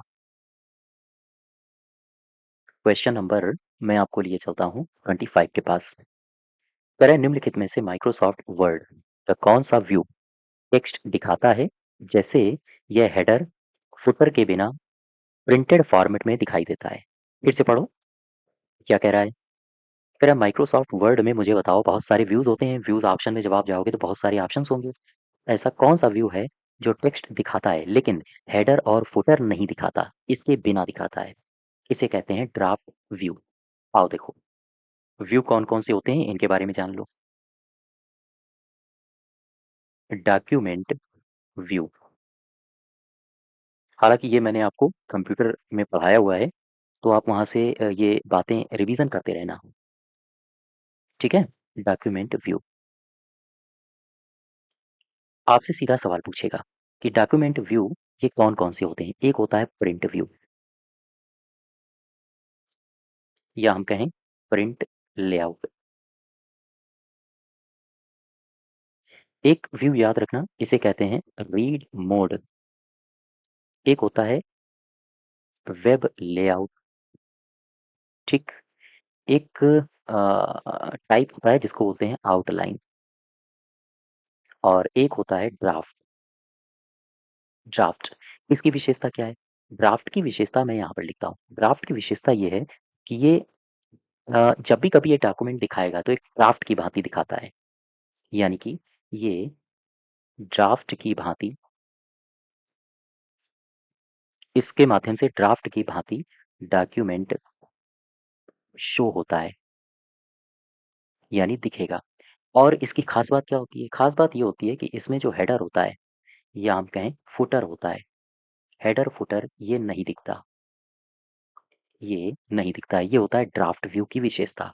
तो यही तो आपसे पूछा था कि माइक्रोसॉफ्ट वर्ड का कौन-सा ऐसा व्यू है जो हेडर फुटर के बिना हमें टेक्स्ट दिखाता है? यही तो कह रहा है, तोड़-तोड़ के आपको पढ़ना पड़ेगा। कह रहा है माइक्रोसॉफ्ट वर्ड का कौन-सा व्यू है जो हेडर फुटर के बिना टेक्स्ट हमें दिखाता है? आंसर हो जाएगा ड्राफ्ट व्यू। और आगे बढ़ो ज़रा, 26 में आ जाओ। कह रहा है बुकमार्क का इस्तेमाल हम एमएस वर्ड में करते हैं। तो एमएस वर्ड में किया जाता है तो नीचे दिए गए विकल्प में बताओ कि कहाँ पर किया जाता है? भविष्य में उल्लेख के लिए किसी दस्तावेज में वर्तनी की त्रुटियों की पहचान करने के लिए नहीं, ये गलत है। डॉक्यूमेंट में टिप्पणी का पता लगाने के लिए ये भी गलत है। बुकमार्क का इस्तेमाल हम कहाँ करते हैं? डॉक्यूमेंट में हेडर और फुटर का पता लगाने के लिए ये भी गलत है। भविष्य में उल्लेख के लिए डॉक्यूमेंट में एक विशिष्ट स्थान या टेक्स्ट की पहचान करने के लिए ये सही है। 26 का डी ऑप्शन सही है। आओ देखो समझते हैं, गौर करना। मैं आपको लिए चलता हूँ, कहाँ ले चलूँ? बुक मार्क के पास, बुक मार्क के पास, ठीक? एक बिल्कुल सिंपल सा सवाल है, मुझे बताओ ये किस टैब में है? सबसे पहला सवाल आप बताओगे ये है इंसर्ट टैब में। पहले का उत्तर मिल गया। फिर आपसे अगर पूछे कि मुझे बताओ कि इसके माध्यम से जो हेडिंग होती है, हेडिंग में मैक्सिमम कितने कैरेक्टर होते हैं? आप बताओगे 40 कैरेक्टर, 40 कैरेक्टर होते हैं, ठीक है? यहाँ तक बात समझ गए? अच्छा, अब एक काम करते हैं, मैं आपको लिए चलता हूँ इंसर्ट में। ऐसे भी आपसे पूछ सकता है कि बुकमार्क में जाना है तो आपको कहाँ जाना पड़ेगा? आपको जाना पड़ेगा इंसर्ट में। इंसर्ट के बाद आपको कहाँ जाना पड़ेगा? आप चले गए लिंक में। यहाँ पर बहुत सारे विकल्प मिलते हैं लिंक में। कौन-कौन से? एक तो स्वयं लिंक विकल्प मिलता है, दूसरा बुक मार्क विकल्प मिलता है और फिर यहाँ पर विकल्प मिलता है क्रॉस रेफरेंस, ठीक है? तो चाहे क्रॉस रेफरेंस हो, चाहे बुक मार्क हो, ये कहाँ पर है? ये लिंक विकल्प में है और ये कहाँ पर है? ये है इंसर्ट में। इतनी बात समझ गए? तो इस प्रकार से आपको अगर बुक मार्क तक पहुँचना है तो ये रास्ता है पहुँचने का। ऐसे भी सवाल पूछे जाते हैं। बात समझ पा रहे हो? अच्छा, अब यहाँ पर अगर हम क्रॉस रेफरेंस की बात करें तो क्रॉस रेफरेंस दरअसल इसे वर्ड फील्ड के रूप में डाला जाता है। वापस आओ जरा अपने क्वेश्चन में, क्या पूछ रहा था? बुकमार्क के बारे में पूछ रहा था। इसका उपयोग किया जाता है भविष्य में उल्लेख के लिए डॉक्यूमेंट में एक विशिष्ट स्थान या टेक्स्ट की पहचान करने के लिए। और एक नंबर आगे बढ़ते हैं, क्वेश्चन नंबर 27 में देखो। कह रहा है माइक्रोसॉफ्ट वर्ड फाइल में क्लिपबोर्ड की सामग्री को पेस्ट करने के लिए, ध्यान देना, क्लिपबोर्ड की सामग्री को पेस्ट करने के लिए किस शॉर्टकट कुंजी का इस्तेमाल करते हैं? पेस्ट करने के लिए पूछ रहा है। काहे का इस्तेमाल होगा? कंट्रोल वी का। Control we. अच्छा, ये एक शब्द लिखा है क्लिपबोर्ड। सवाल आपसे पूछा जाता है कि एमएस वर्ड में जब आप जाते हो तो क्लिपबोर्ड में आपको क्या-क्या मिलता है? या क्लिपबोर्ड ये कौन से टैब में है? देखो, मैं पहुँचा क्लिपबोर्ड। सबसे पहले मुझे बता दो कोई टैब है? हाँ, ये होम टैब में है। अभी चूँकि हम बात होम टैब की कर रहे हैं तो होम टैब देख लो। यहाँ पर क्लिपबोर्ड में कई सारे विकल्प हमें मिलते हैं। अच्छा मुझे बताओ कौन-कौन से विकल्प मिलते हैं? तो यहाँ पर विकल्प मिलता है आल्ट 1 मिनट, आल्ट थोड़े मिलेगा, आल्ट कैसे मिल जाएगा? यहाँ पर विकल्प मिलेगा आपको पेस्ट, पेस्ट आपको मिलता है कट, आपको मिलता है कॉपी और आपको मिलता है फॉर्मेट पेंटर। ये ऑप्शंस आपको कहाँ मिलेंगे? मिलते हैं क्लिपबोर्ड में, ठीक है? अच्छा, अब 2 शॉर्टकट याद रखना फॉर्मेट पेंटर से संबंधित। फॉर्मेट पेंटर से संबंधित 2 शॉर्टकट भी पूछे जाते हैं। कौन-कौन से? एक पूछा जाता है, मुझे बताओ alt plus control plus V. Format painter में इसका इस्तेमाल करते हैं हम पेस्ट के लिए और एक शॉर्टकट है आल्ट प्लस कंट्रोल प्लस सी। हम इसका इस्तेमाल करते हैं किसमें? इसका इस्तेमाल करते हैं हम कॉपी के लिए, ठीक है? कॉपी के लिए हम इस्तेमाल करते हैं फॉर्मेट पेंटर में आल्ट कंट्रोल शी और पेस्ट के लिए कंट्रोल आल्ट वी का इस्तेमाल करते हैं। अब वापस आ जाओ अपने क्वेश्चन में। 28 के पास चलो। कह रहा है माइक्रोसॉफ्ट वर्ड में आप किसका चयन करके पूर्व निर्धारित उपांत यानी व्यवस्थाओं यानी मार्जिन सेटिंग्स को अनुकूलित या कस्टमाइज कर सकते हैं? किसका इस्तेमाल करते हैं? एमएस वर्ड की बात कर रहा है। एमएस वर्ड में आप किसका इस्तेमाल करते हैं करेंगे? मार्जिन सेटिंग में जाना है आपको। आप जाओगे लेआउट में। लेआउट के बाद आप कहाँ चले जाओगे? मार्जिन्स में चले जाओगे। यही आंसर हो जाएगा। ठीक है? इसके बाद क्या पूछ रहा है? कह रहा है माइक्रोसॉफ्ट वर्ड डॉक्यूमेंट में सामग्रियों की तालिका प्रविष्ट कराने के लिए इंसर्ट प्रविष्ट यानी कि इंसर्ट कराने के लिए हम किस मेन्यू टैब का इस्तेमाल करते हैं? हम करेंगे इंसर्ट के लिए। हम करेंगे इंसर्ट का इस्तेमाल। अब आ जाओ 30 में। 30 को ध्यान से पढ़ो। क्या कह रहा है? इसमें कहा गया है कि माइक्रोसॉफ्ट पावर पॉइंट में यहाँ पर आपको फिल इन द ब्लैंक्स करना है। इसमें स्लाइड पर दिखाई देने वाली सभी सामग्रियों के लिए formatting, positioning, place holder box निहित होते हैं। तो किसमें निहित होते हैं? ये निहित होते हैं स्लाइड मास्टर में। आउटलाइन व्यू में नहीं होते हैं, स्लाइड फॉर्मेट में नहीं होते हैं, स्लाइड लेआउट में नहीं होते हैं, स्लाइड मास्टर में होते हैं। ठीक है? चूँकि स्लाइड मास्टर में होते हैं तो देखो ज़रा स्लाइड मास्टर के पास चलते हैं। देखो, मैं पहले चलता हूँ, स्लाइड कहाँ पर है? एक मैंने आपको बताया था MS power point, MS power point यहाँ से एक सवाल पूछा जाता है कि एमएस पावर पॉइंट में सूचनाओं को प्रदर्शित किया जाता है स्लाइडों के माध्यम से, स्लाइडों के माध्यम से। आपसे पूछा जाए कि कौन है जिसमें सूचनाओं को स्लाइडों के माध्यम से सामने लाया जाता है? Power point. तो अब यहाँ पर सबसे पहले आप पावर पॉइंट में आए, पावर पॉइंट में जाने के बाद आप पहुँचो व्यू में। कहाँ पहुँच गए? व्यू में। ये एक मेन्यू है, ठीक है? जब आप व्यू में जाते हो, तो यहीं पर आपको बहुत सारे विकल्प मिलेंगे। एक मिलेगा आपको प्रेज़ेंटेशन व्यू,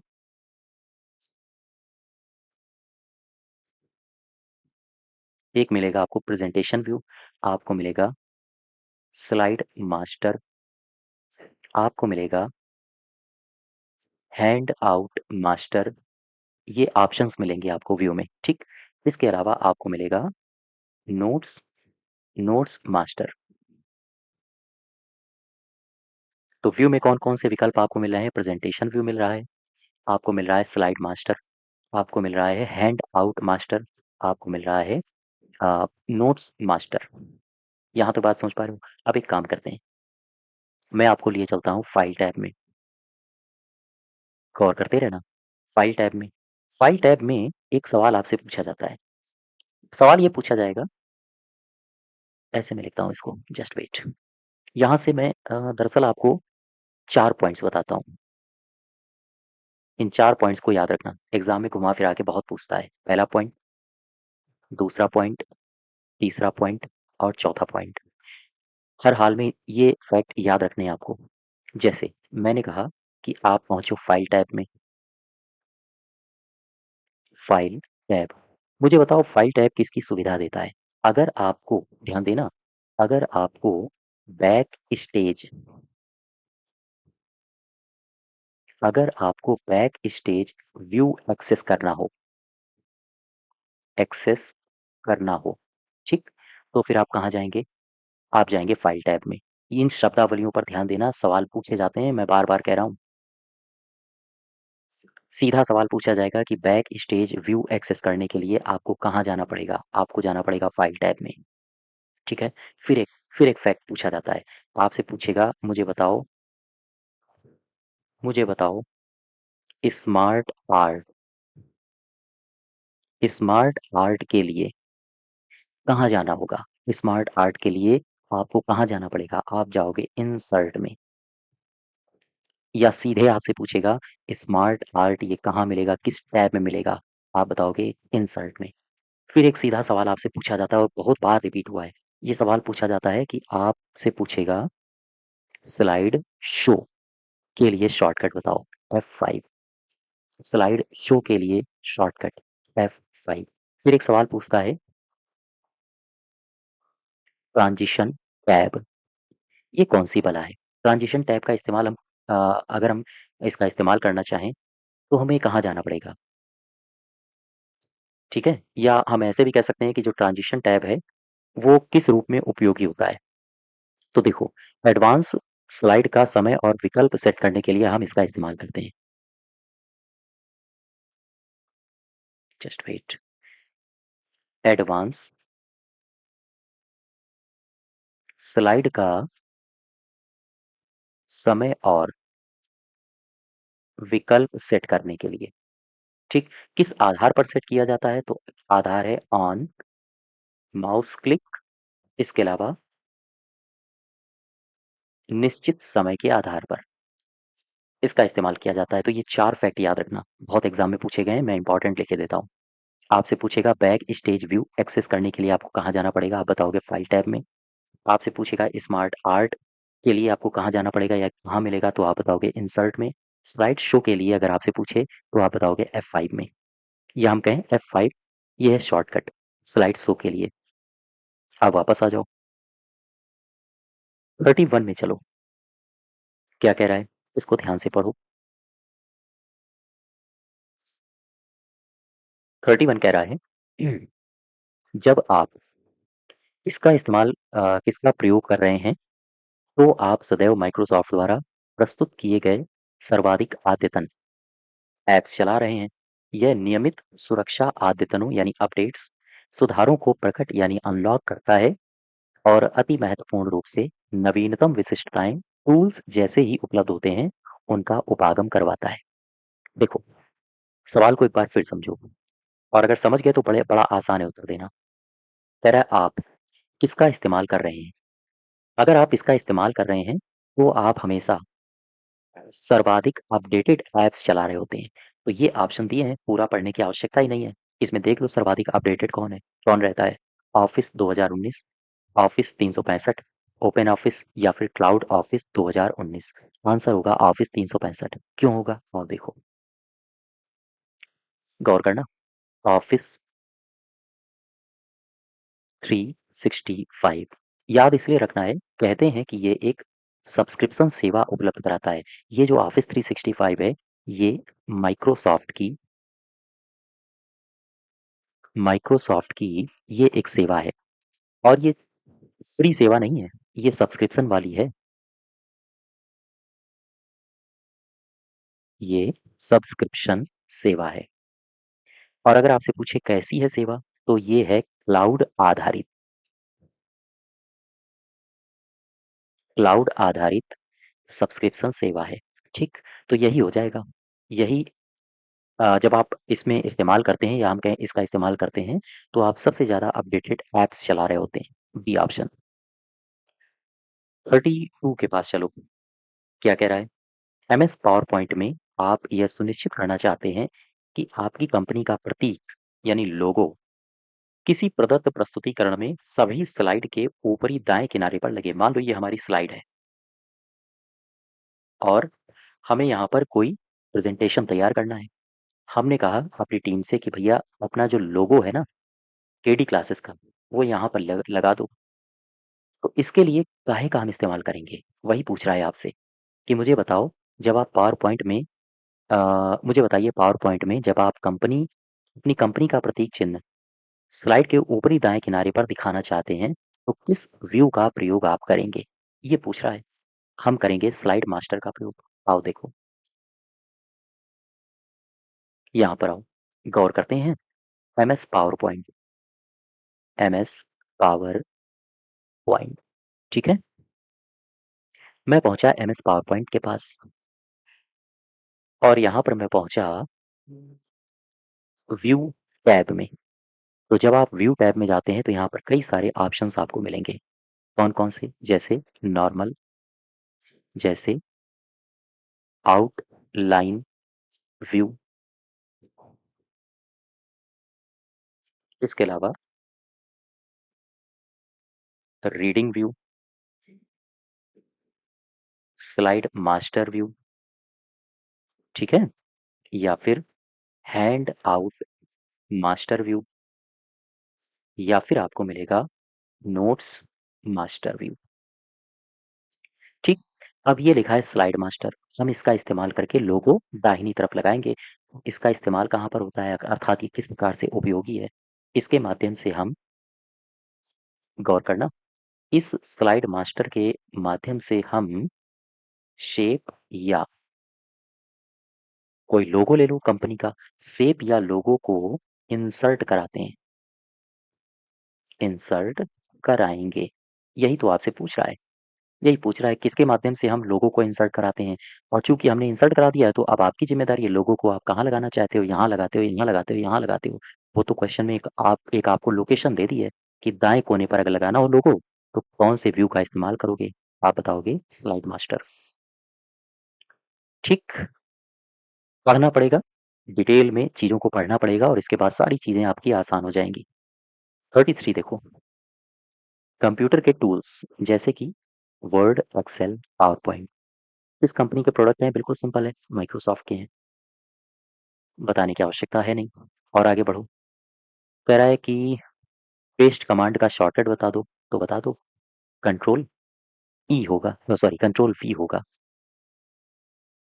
और आगे बढ़ें, मैं लिए चलता हूँ आपको 35 में। कह रहा है माइक्रोसॉफ्ट वर्ड के संदर्भ में गटर मार्जिन, ये मैंने अभी आपको बताया था, नामक फीचर को किसके लिए उपयोग किया जाता है? गटर मार्जिन यानी ये है, अब इसमें हमें बाइंडिंग करनी है तो इसके लिए यहाँ पर गटर मार्जिन छोड़ना पड़ेगा, तो ये ऑप्शन सही हो जाएगा। बाइंडिंग प्रबंधन के लिए हम इसका इस्तेमाल करते हैं। और आगे बढ़ो। कह रहा है अनडू फंक्शन का कीबोर्ड शॉर्टकट क्या है? Control Z. 37 में आ जाओ, क्या कह रहा है?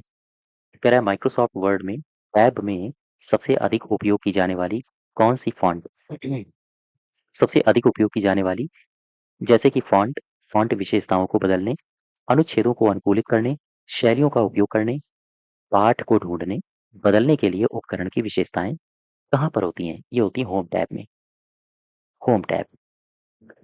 38 देखो, क्या कह रहा है? कैलिस्टो, एम्प्टी, एरियल, सैंक्चुरी ये क्या है? ये सारे के सारे फ़ॉन्ट हैं। 39 में क्या कह रहा है?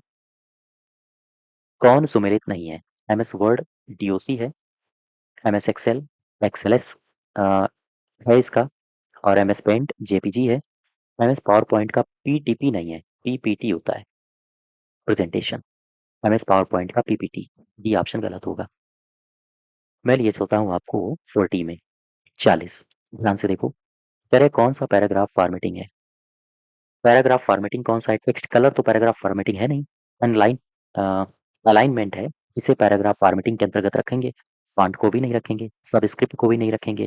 आओ देखो ज़रा, यहाँ पर हम पहले डिटेल में आपको बताते हैं। मैं आपको लिए चलता हूँ एमएस वर्ड के पास। पहुँच गए?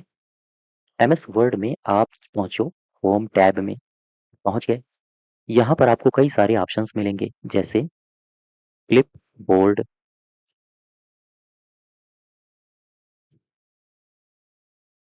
क्लिपबोर्ड मिलेगा आपको, आपको यहाँ फ़ॉन्ट मिलेगा, आपको यहाँ मिलेगा पैराग्राफ, यहाँ पर आपको मिलेगा स्टाइल्स और आपको मिलेगा ऑडिट एडिटिंग। ये ऑप्शंस कहाँ पर हैं? होम में। अब चूंकि क्वेश्चन में क्या कह रहा था, क्वेश्चन में कह रहा था पैराग्राफ फॉर्मेटिंग से संबंधित आपसे पूछा है सवाल। तो फॉन्ट और पैराग्राफ फॉर्मेटिंग इन दो को उठा लो। सबसे पहले मुझे बताओ फॉन्ट में कौन कौन से ऑप्शंस आपको मिलते हैं, जैसे टेक्स्ट कलर, ये फॉन्ट में ऑप्शन मिलेगा। इसके अलावा फॉन्ट, ये भी फॉन्ट में ऑप्शन मिलेगा। साथ ही साथ आपने सब स्क्रिप्ट का नाम सुना होगा, सब स्क्रिप्ट, सुपर स्क्रिप्ट, है ना, आदि, ये सारे के सारे कहाँ हैं, फॉन्ट में। अब आ जाओ पैराग्राफ में, यहाँ पर कौन कौन से ऑप्शंस हैं, जैसे अलाइन, यहाँ पर अलाइन एक ऑप्शन है। यहाँ पर है मल्टी लेवल लिस्ट, ये ऑप्शन एक मिलेगा आपको यहाँ पर। यहाँ पर ऑप्शन एक मिलेगा शेडिंग। इसके अलावा यहाँ पर एक ऑप्शन सॉर्ट, ये एग्जाम में बहुत पूछा जाता है कि सॉर्ट ऑप्शन कहाँ मिलता है। तो अब जरा यहाँ पर आओ, देखो अलाइन पैराग्राफ में है, multi level list, shading, sort, ये पैराग्राफ में है। तो अब जरा यहाँ पर देखो टेक्स्ट कलर, ये कहाँ पर है, फॉन्ट में। फॉन्ट कहाँ पर है, सबस्क्रिप्ट कहाँ पर है, फॉन्ट में। जबकि अलाइनमेंट कहाँ पर होगा, पैराग्राफ में। अर्थात पैराग्राफ फॉर्मेटिंग का काम ये करता है। ठीक। क्वेश्चन नंबर आ जाओ 41 में, क्या कह रहा है, कंप्यूटर में एक दस्तावेज में पूरे पाठ का अगर चयन करना हो तो किसका इस्तेमाल करेंगे, कंट्रोल ए, इसको करेंगे हम इस्तेमाल, कंट्रोल ए। और आगे बढ़ो, क्या कह रहा है 42, प्रिंट देने के लिए क्या सेलेक्ट करेंगे, फाइल को सेलेक्ट करेंगे, सिंपल सी है। प्रिंट के लिए कहाँ पर जाना पड़ेगा, फाइल में जाना पड़ेगा। ठीक है। 43 देखो, माइक्रोसॉफ्ट वर्ड, ये काहे का उदाहरण है, ये तो एप्लीकेशन सॉफ्टवेयर का है, सिंपल है, एप्लीकेशन सॉफ्टवेयर। अब जरा 44 में आओ, क्या कह रहा है, कह रहा है एक्सेल सेल संदर्भ के बारे में सही विकल्प की पहचान कर लो। निरपेक्ष यानी एब्सोल्यूट संदर्भ पंक्ति या स्तंभ संदर्भों को लॉक करने के लिए डॉलर का उपयोग किया जाता है। देखो, पंक्ति और स्तंभ को लॉक करने के लिए यहाँ पर या शब्द गलत दिया है, इसलिए गलत हो जाएगा। सूत्रों में सेल संदर्भों का उपयोग नहीं किया जाता है, ये गलत है। एक्सेल में मिश्रित संदर्भ संभव नहीं है, ये भी गलत है। सापेक्ष संदर्भ सभी सूत्रों में सेल को स्थिर रखता है, ये भी गलत है। इनमें से कोई नहीं। अब इसको हम थोड़ा सा डिटेल में आपको बताते हैं। माइक्रोसॉफ्ट एक्सेल के पास चलो, माइक्रोसॉफ्ट एक्सेल, पहुंच गए।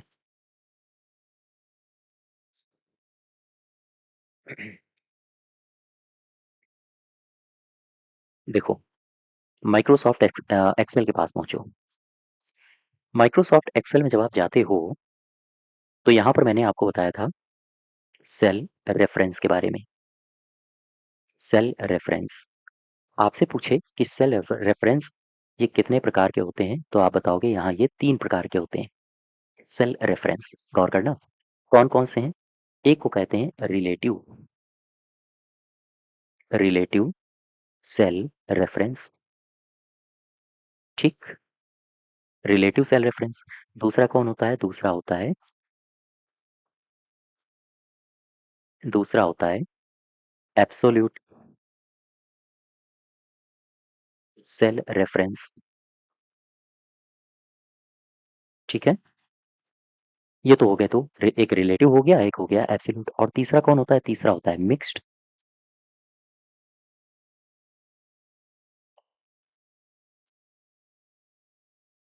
तीसरा होता है मिक्स्ड सेल रेफरेंस। यहाँ तक बात समझ पा रहे हो। तो ये 3 प्रकार हैं। अब इसमें से एक उठाते हैं, एब्सोल्यूट सेल रेफरेंस को उठा लो, इसमें से 2-3 बातें समझ लो।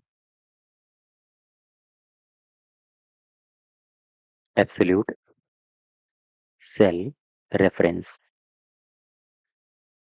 ठीक है। देखो, इसमें क्या-क्या बातें आपको समझनी पड़ेंगी, ध्यान से समझना।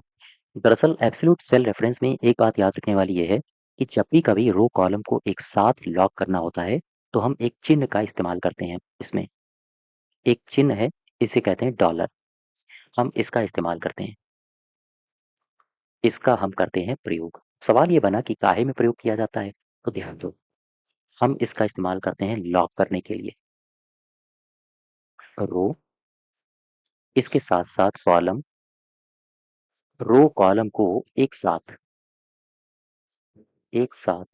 लॉक करने के लिए, ठीक है? भूलना नहीं। एब्सोल्यूट रेफरेंस सेल में इस चिन्ह का इस्तेमाल करते हैं, डॉलर चिन्ह का इस्तेमाल करते हैं। क्या करने के लिए? रो और कॉलम को एक साथ लॉक करने के लिए हम इस्तेमाल करते हैं, ठीक? और इसमें फ़ॉर्मूला कॉपी करने पर बदलता नहीं है, ये है इसकी विशेषता। यहाँ पे बात समझ पा रहे हो? अच्छा यहाँ पर आओ ज़रा, इस क्वेश्चन को फिर से समझो। कह रहा है एक्सेल सेल संदर्भ के बारे में कौन से कथन सही है उसकी पहचान करो। अब यहाँ पर देखना ये लिखा है निरपेक्ष संदर्भ पंक्ति या फिर स्तंभ संदर्भों को लॉक करने के लिए डॉलर का इस्तेमाल करता है। डॉलर का इस्तेमाल करता है ये तो बात सही है, लेकिन पंक्ति या स्तंभ नहीं होगा। पंक्ति और स्तंभ होगा यानी दोनों को एक साथ करता है, इसलिए ये गलत होगा। अब यहाँ पर एक शब्द और है जो मैं आपसे डिस्कस कर लूँ। कौन सा शब्द है? जस्ट वेट, मैं पीछे देख लूँ। मिक्स्ड सेल रेफरेंस, इसके बारे में देखो। मिक्स्ड सेल रेफरेंस, बिल्कुल भी कंफ्यूज मत करना, ऐसे ही सवाल पूछे जाते हैं। अगर मिक्स्ड सेल रेफरेंस से सवाल आएगा तो क्या आएगा? इसमें भी डॉलर का इस्तेमाल किया जाता है। डॉलर का प्रयोग होगा। क्या करने के लिए डॉलर का प्रयोग होगा? लॉक करने के लिए। लॉक करने के लिए। किसका लॉक करने के लिए डॉलर का इस्तेमाल किया जाएगा? ध्यान देना, रो कॉलम का। क्या यहाँ पर दोनों एक साथ होंगे? यहाँ पर लगेगा और, या तो रो को लॉक किया जाएगा या फिर कॉलम को, यानी रो या कॉलम को डॉलर चिन्ह के साथ लॉक किया जाता है। अब यहाँ पर अंतर समझो, ठीक है? कंफ्यूज मत हो जाना दोनों में। मिक्स्ड सेल रेफरेंस, इसमें सही उत्तर हो जाएगा ई ऑप्शन, यानी कोई सही नहीं है। 45 देखो क्या कह रहा है। कह रहा है सब टोटल 9 A1 A10 इस प्रकार से सम, ये सब टोटल लिखा है, ये लिखा है सम A1 A10 से भिन्न है। तो दोनों में पहले अंतर पता होना चाहिए आपको, सब टोटल क्या है और सम क्या है। देखो मैंने लिखा दो शब्द हैं, शब्द है एक सब टोटल,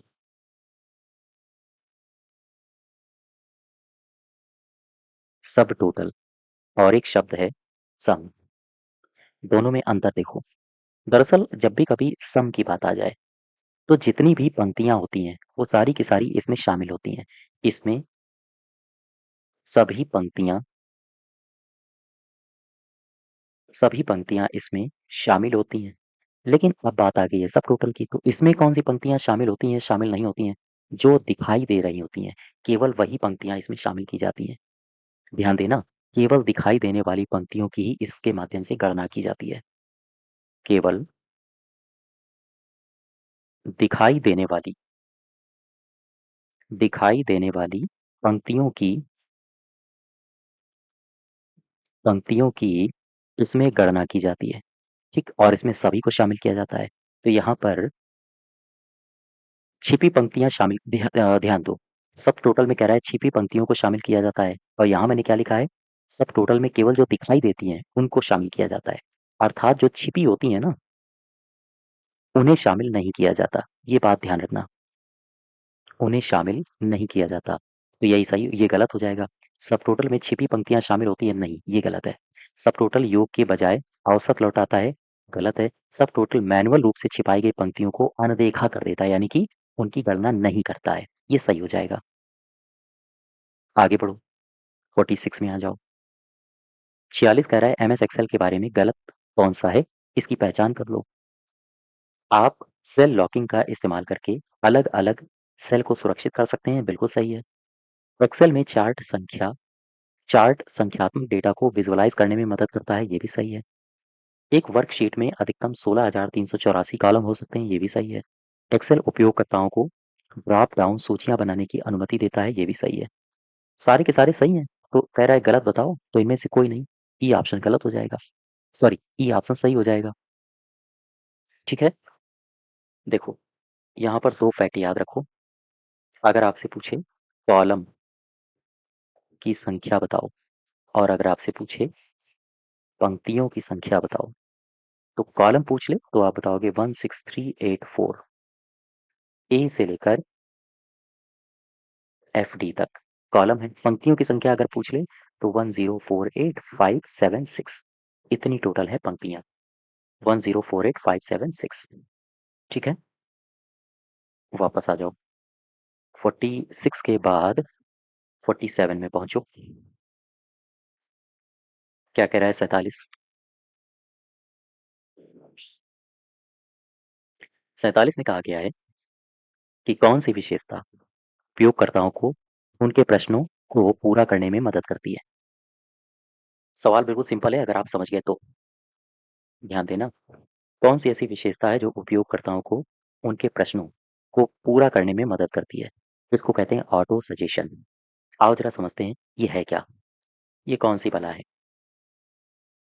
देखो, मैंने लिखा ऑटो फिल सजेशन। ठीक है, समझना जरा, ये जो शब्द है ना, ये क्या है? ऑटोफिल सजेशन मतलब क्या है, कौन सी बला है ये एक सॉफ्टवेयर फीचर है। ये एक सॉफ्टवेयर फीचर होता है। अच्छा, करता क्या है, जैसे मान लो आप कोई फॉर्म फिल कर रहे हो, ये मान लो कोई फॉर्म है, आप यहाँ पर फिल कर रहे हो, तो कभी कभी आपने देखा है जो आप जानकारियां सेव कर देते हो वो ऑटोमेटिक फिल हो जाती हैं। अर्थात फॉर्म फिल करने से पहले, फॉर्म फिल करने में पहले से जो सेव जानकारियां होती हैं उनका इसमें इस्तेमाल कर लिया जाता है। ठीक है, अर्थात ध्यान दो, पहले से सेव जानकारियों पहले से सेव जानकारियों का इसमें इस्तेमाल किया जाता है, इस्तेमाल किया जाता है। ये हो गया ऑटोफिल सजेशन। अब देखो जरा यहाँ पे, अ, एक काम और करते हैं, एक जस्ट वेट, MS एक्सेल 365, इसमें अगर हम आपसे पूछें कि मुझे बताओ ऑटोफिल फीचर, MS एक्सेल 365 में जो ऑटोफिल फीचर है, ये सेल कंटेंट को कॉपी करना या फिर पैटर्न जारी करने के लिए होता है। अब यहाँ पर यही तो पूछा गया था। इस प्रश्न को फिर से ध्यान से समझो। कह रहा है कि कौन सी विशेषता है जो उपयोगकर्ताओं को उनके प्रश्नों को पूरा करने में मदद करती है। जैसे ध्यान दो, जैसे मान लो आप कोई डॉक्यूमेंट भर रहे हो, फॉर्म फिल कर रहे हो, तो अब यहाँ पर कई सारे प्रश्न पूछे जाते हैं कि आपका नाम क्या है, आपका मोबाइल नंबर क्या है, आपका आधार क्या है। तो कह रहा है प्रश्नों को पूरा करने में ये मदद करती है। ये जो प्रश्न पूछे गए हैं ना, इनको पूरा करने में ये मदद करती है। ये सुविधा कौन सी है? ये है ऑटोफिल सजेशन। ऑटोफिल हो गए, जो जानकारियां सेव हैं वो अपने आप फिल हो गई। नेक्स्ट देखो, क्वेश्चन नंबर 49, 49 कह रहा है कि MS एक्सेल में एक्स लुकअप और वी लुकअप मुख्य अंतर क्या है? इनमें मुख्य अंतर क्या है? एक्स लुकअप और वी लुकअप। वी लुकअप का मतलब होता है वर्टिकल लुकअप, और अगर मैंने कहा वर्टिकल लुकअप, इसका मतलब है हमेशा बाएं से दाएं ये सर्च करता है। वर्टिकल ऐसे सर्च करता है, बाएं से दाएं, इस दिशा में। ये लेफ्ट है, ये राइट है, तो बाएं से दाएं ये हमेशा इसी में सर्च करता है। जबकि एक्स लुकअप लुकअप की विशेषता क्या है? ये किसी भी दिशा में सर्च करता है। ये राइट टू लेफ्ट भी होगा और लेफ्ट टू राइट भी होगा। ये किसी भी दिशा में सर्च करता है। तो x lookup reverse horizontal lookup की अनुमति देता है। ये सही हो जाएगा। ठीक है, और आगे बढ़ो जरा। नेक्स्ट देखो, क्वेश्चन नंबर 50। क्वेश्चन नंबर 50 में कह रहा है कि कॉलम ए और कॉलम बी को मिलाइए। यहाँ पर दिया है मेल मर्ज। ये मैं आपको कई बार इसके बारे में बता चुका हूँ। मेल मर्ज का सीधा सा मतलब होगा, सेकंड, डेटा से डेटाबेस से डेटा को दस्तावेज में स्वचालित रूप से मर्ज करना। पिवट टेबल क्या होती है? पिवट टेबल वास्तव में एक शक्तिशाली डेटा एनालिसिस टूल होता है। तो डेटा का विश्लेषण करने के लिए उपकरण होता है ये, तो डेटा विश्लेषण के लिए गतिशील सारांशन उपकरण। ट्रैक चेंजेस क्या है? वास्तव में स्प्रेडशीट में किसने कब क्या बदलाव किए हैं उसका पता लगाने के लिए ट्रैक चेंजेस होता है। तो अब देख लो, दस्तावेज संशोधन को ट्रैक करने की ये सुविधा प्रदान करता है। वी लुकअप क्या है? वर्टिकल लुकअप, किसी तालिका में ऊर्ध्वाधर खोज ये करता है। इस प्रकार से अब आप मैच करा लेना। ठीक है, आप जब कई सारे ये जो फैक्ट्स थे ना, यहाँ पर देखो, ये नया सवाल बना दिया और आप सोचोगे बहुत कठिन है। नहीं, इसमें हम मेल मेल मर्ज को डिस्कस कर चुके हैं। तो यहाँ से आप आराम से मैच करा सकते हो। वी लुकअप को हम डिस्कस कर चुके हैं, इसको भी आप आराम से मैच करा सकते हो। पिवट टेबल और अगर ट्रैक चेंजेस के बारे में आपको पता है, चारों शब्दों का अर्थ आपको पता है, इनकी परिभाषा पता है, तो बड़े आराम से ये सवाल टैकल हो जाएगा। और आगे बढ़ो ज़रा, 51 में आ जाओ। एक्सेल में वी लुकअप फंक्शन का प्राथमिक कार्य क्या होता है? वी लुकअप फंक्शन का प्राथमिक कार्य आपसे पूछ रहा है। क्या होगा इसका सही उत्तर? देखो, किसी तालिका में क्षैतिज रूप से खोजना, किसी वैल्यू के लिए वर्टिकली, वी मतलब वर्टिकल, वर्टिकली खोजना और निर्दिष्ट कॉलम से संबंधित वैल्यू रिटर्न करना, यही सही हो जाएगा। वर्टिकली खोज के लिए इसका इस्तेमाल किया जाता है। ठीक है, वर्टिकली खोज के लिए।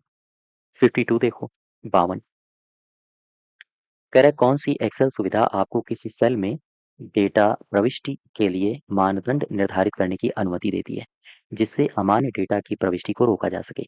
बताओ भाई इसमें सही उत्तर क्या होगा? फिर से पढ़ो, फिर से पढ़ो इसको और ध्यान से समझो इस बार। कह रहा है कि एमएस एक्सेल में एक सुविधा है। कौन सी वो सुविधा है? जब भी कभी हम ये मान लो सेल है, इस सेल में डेटा को हम डाल रहे हैं, तो जब डेटा को प्रविष्ट कराते हैं तो निर्धारित मानदंड निर्धारित करने की अनुमति देता है, जिससे अमान्य जो डेटा हो उसकी प्रविष्टि को रोका जा सके। तो ऐसी कौन सी सुविधा है एमएस एक्सेल प्रोवाइड कराता है जो इस सेल में डेटा जब भी कभी अमान्य डेटा आएगा तो फिर ये उसे रोकेगा? इसे कहते हैं डेटा सत्यापन, अर्थात इसे कहते हैं डेटा वैलिडेशन। अब यहाँ पर दो शब्द हैं, दोनों शब्द बड़े इंपॉर्टेंट हैं, बहुत बार एग्जाम में पूछे जाते हैं। दोनों शब्दों का अर्थ समझ लो। एक शब्द है डेटा वैलिडेशन, ठीक है, और एक शब्द है डेटा फिल्टरिंग।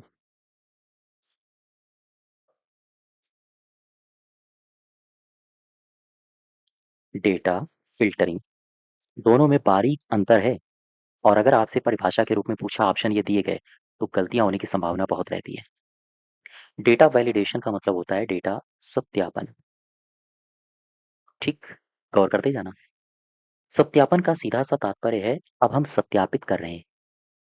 सत्यापित करने का मतलब होता है कि हम जांच रहे हैं सुरक्षात्मक रूप से, अर्थात ये जो डेटा वैलिडेशन है ये एक सुरक्षात्मक विशेषता होती है। ध्यान देते रहना, कैसी विशेषता है ये एक सुरक्षात्मक विशेषता है। अर्थात इसमें एक इसकी खासियत ये होती है कि सेल में जो भी दर्ज होने वाला डेटा है वो इसे ये नियंत्रित करता है। अर्थात इसके माध्यम से सेल में दर्ज होने वाला दर्ज होने वाला डेटा नियंत्रित किया जाता है। अब यहाँ पर आओ, इस ये डेटा फ़िल्टरिंग लिखा है, इसका मतलब क्या होता है? डेटा फ़िल्टरिंग का सीधा-सा तात्पर्य होता है कि जो सेल है ना हमारी, उस सेल में ज़रूरत के हिसाब से यहाँ पर डेटा दिखाया जाता है। जो ज़रूरत होगी, ज़रूरत के हिसाब से ज़रूरत के हिसाब से यहाँ पर डेटा दिखाया जाता है। तो दोनों में बारीक अंतर है, ध्यान रखना। यहाँ पर ये सुरक्षात्मक विशेषता को दर्शाता है और यहाँ पर ज़रूरत के हिसाब से डेटा को इस यहाँ पर दिखाया जाएगा, और जो शेष बचा हुआ डेटा होता है, शेष डेटा उसे छिपा दिया जाता है, छिपा दिया जाता है। बस इतनी सी बात है, याद रखो।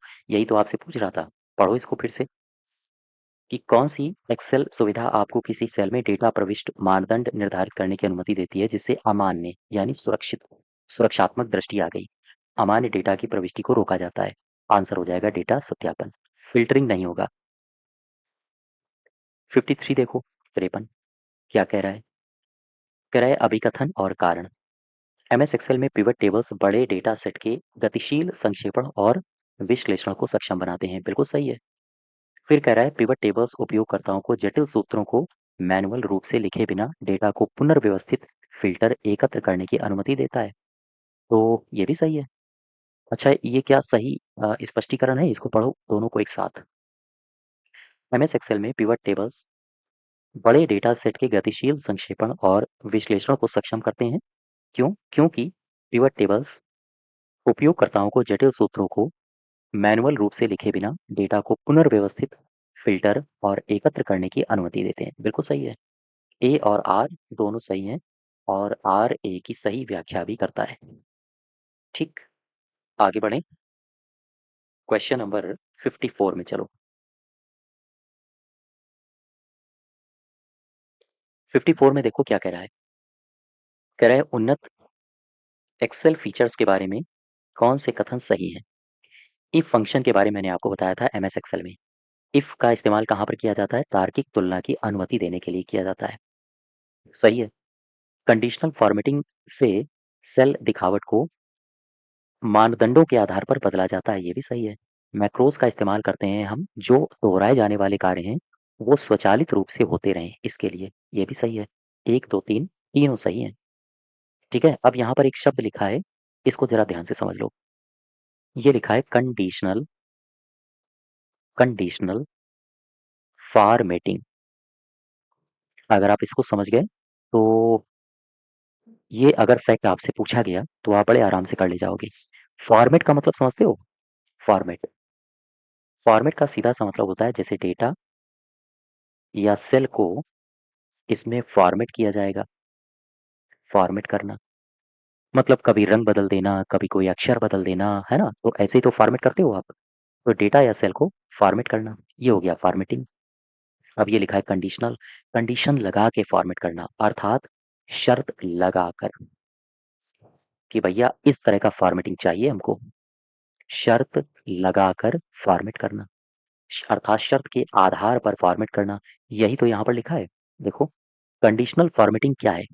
सेल दिखावट को मानदंडों के आधार पर यानी शर्त के आधार पर बदला जाता है। किसे? सेल को।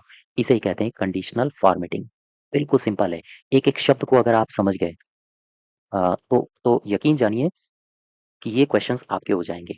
ठीक है, लेकिन हाँ, थोड़ा सा दिमाग लगाना पड़ेगा और इत्मीनान के साथ समझना पड़ेगा।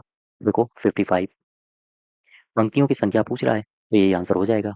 एक्सेल में पंक्तियों की संख्या 1048576। ठीक, क्लियर होगी बात यहाँ तक?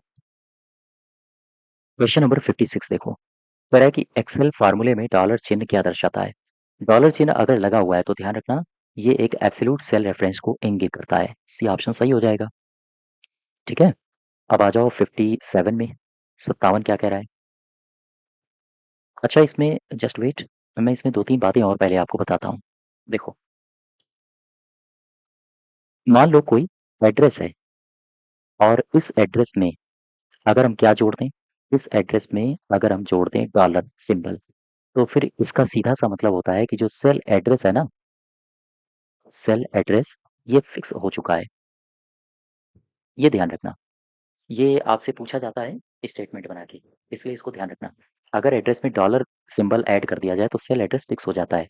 अब मैं यहाँ पर 3 सिंबल लिख रहा हूँ, 3 कंडीशंस लिख रहा हूँ। जैसे मैंने लिखा डॉलर ए, डॉलर 1, इसका आशय क्या है? फिर मैं लिखता हूँ ए, डॉलर 1, इसका आशय क्या है? मैं लिखता हूँ डॉलर ए 1, इसका आशय क्या है? देखो, इसका मतलब होता है पूरी तरह से फिक्स हो जाना, पूरी तरह से स्थिर हो जाना। यहाँ पर लगा है ए डॉलर 1, इसका मतलब यहाँ 2 कंडीशंस बनती हैं। एक तो है रो और एक है कॉलम। ठीक है? इस कंडीशन में रो की क्या स्थिति है? रो स्थिर हो जाएगी। और कॉलम की स्थिति क्या होती है? कॉलम परिवर्तनशील रहता है, परिवर्तन होता रहता है। डॉलर ए 1, अब यहाँ पर भी 2 कंडीशन है, रो भी है और कॉलम भी है। तो अब मुझे बताओ इस कंडीशन में रो की क्या स्थिति है? रो की स्थिति ये होगी कि रो बदलेगा, अर्थात ये परिवर्तनशील रहेगा। और कॉलम की स्थिति क्या होगी? ये स्थिर हो जाएगा। तो ये 3 कंडीशंस आपसे एग्जाम में बार-बार पूछी जाती हैं, याद रखना। अब वापस आ जाओ, 58 के पास चलें। कह रहा है किसी श्रेणी में किसी मान की खोज करने और दूसरे कॉलम से संबंधित मान लौटाने के लिए किस एक्सेल फंक्शन का इस्तेमाल किया जाता है? आंसर होगा वीलुकअप। वीलुकअप के बारे में अभी मैं आपको बहुत सारी जानकारियां बता चुका हूँ। एक समीकरण है जो वर्कशीट डेटा का संचालन करता है, इसे कहते हैं फार्मूला, इसे कहते हैं सूत्र। और आगे बढ़ो जरा, जस्ट वेट। यहाँ पर 57 है ना? 57 क्या कह रहा था? निम्नलिखित में से कौन असंरचित डेटा का उदाहरण नहीं है? 57 देखो एक बार फिर से, असंरचित डेटा का उदाहरण नहीं है। आंसर होगा ये जो सोशल मीडिया पे पोस्ट है, ये असंरचित का है, अनस्ट्रक्चर्ड डेटा का उदाहरण है। सेंसर रीडिंग ये भी अनस्ट्रक्चर्ड का है, ईमेल भी अनस्ट्रक्चर्ड का है। नहीं है तो वो है स्प्रेडशीट टेबल। दरअसल ये जो असंरचित डेटा होते हैं, ये पूर्व निर्धारित प्रारूप या ढांचे में नहीं होते हैं। जैसे टेक्स्ट हो गया, इमेज हो गया, वीडियो और ऑडियो हो गया, या फिर ईमेल, सोशल मीडिया पोस्ट, ये सारे के सारे असंरचित होते हैं। तो सही उत्तर सी होना चाहिए। और आगे बढ़ो, 60 में आ जाओ। 60 क्या कह रहा है? कह रहा है एमएस एक्सेल में निम्नलिखित टेक्स्ट फंक्शन का आउटपुट क्या है? मिड है, 4 2 से जाना है आपको। ये मैंने सारे फॉर्मूलेज आपको थ्योरी बैच में, कंप्यूटर थ्योरी बैच में पढ़ाए हैं, तो वहाँ लगातार इनका रिवीजन करते रहना। मिड, यहाँ पर आपको जाना है 4, 1 2 3 4, यहाँ से लेना है 2, यानी कि आर ए हो जाएगा, आर ए। 61 देखो, एक्सेल में निम्नलिखित में से कौन सा फार्मूला का घटक नहीं है? गणितीय ऑपरेटर होता है, पिक्चर नहीं होता है, वर्कशीट फंक्शन होता है, सेल रेफरेंस होता है। देखो, इसमें 4 घटक हैं। एमएस एक्सेल फार्मूला के घटक लिख लो।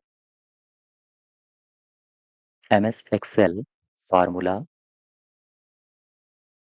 के घटक। सिंपल सवाल आपसे पूछा जाएगा कि मुझे बताओ कौन-कौन से घटक हैं, तो 4 याद रखना। एक होता है गणितीय ऑपरेटर, ठीक है? इसमें प्रतीक आते हैं। एक होता है वर्कशीट फंक्शन। तीसरा घटक होता है सेल रेफरेंस, सेल रेफरेंस। और चौथा होता है स्थिरांक।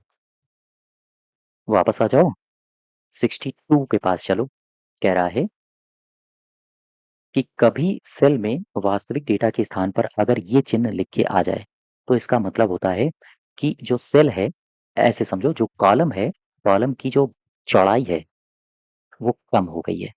यानी कि कॉलम की चौड़ाई कम है और जो कंटेंट है वो ज़्यादा है।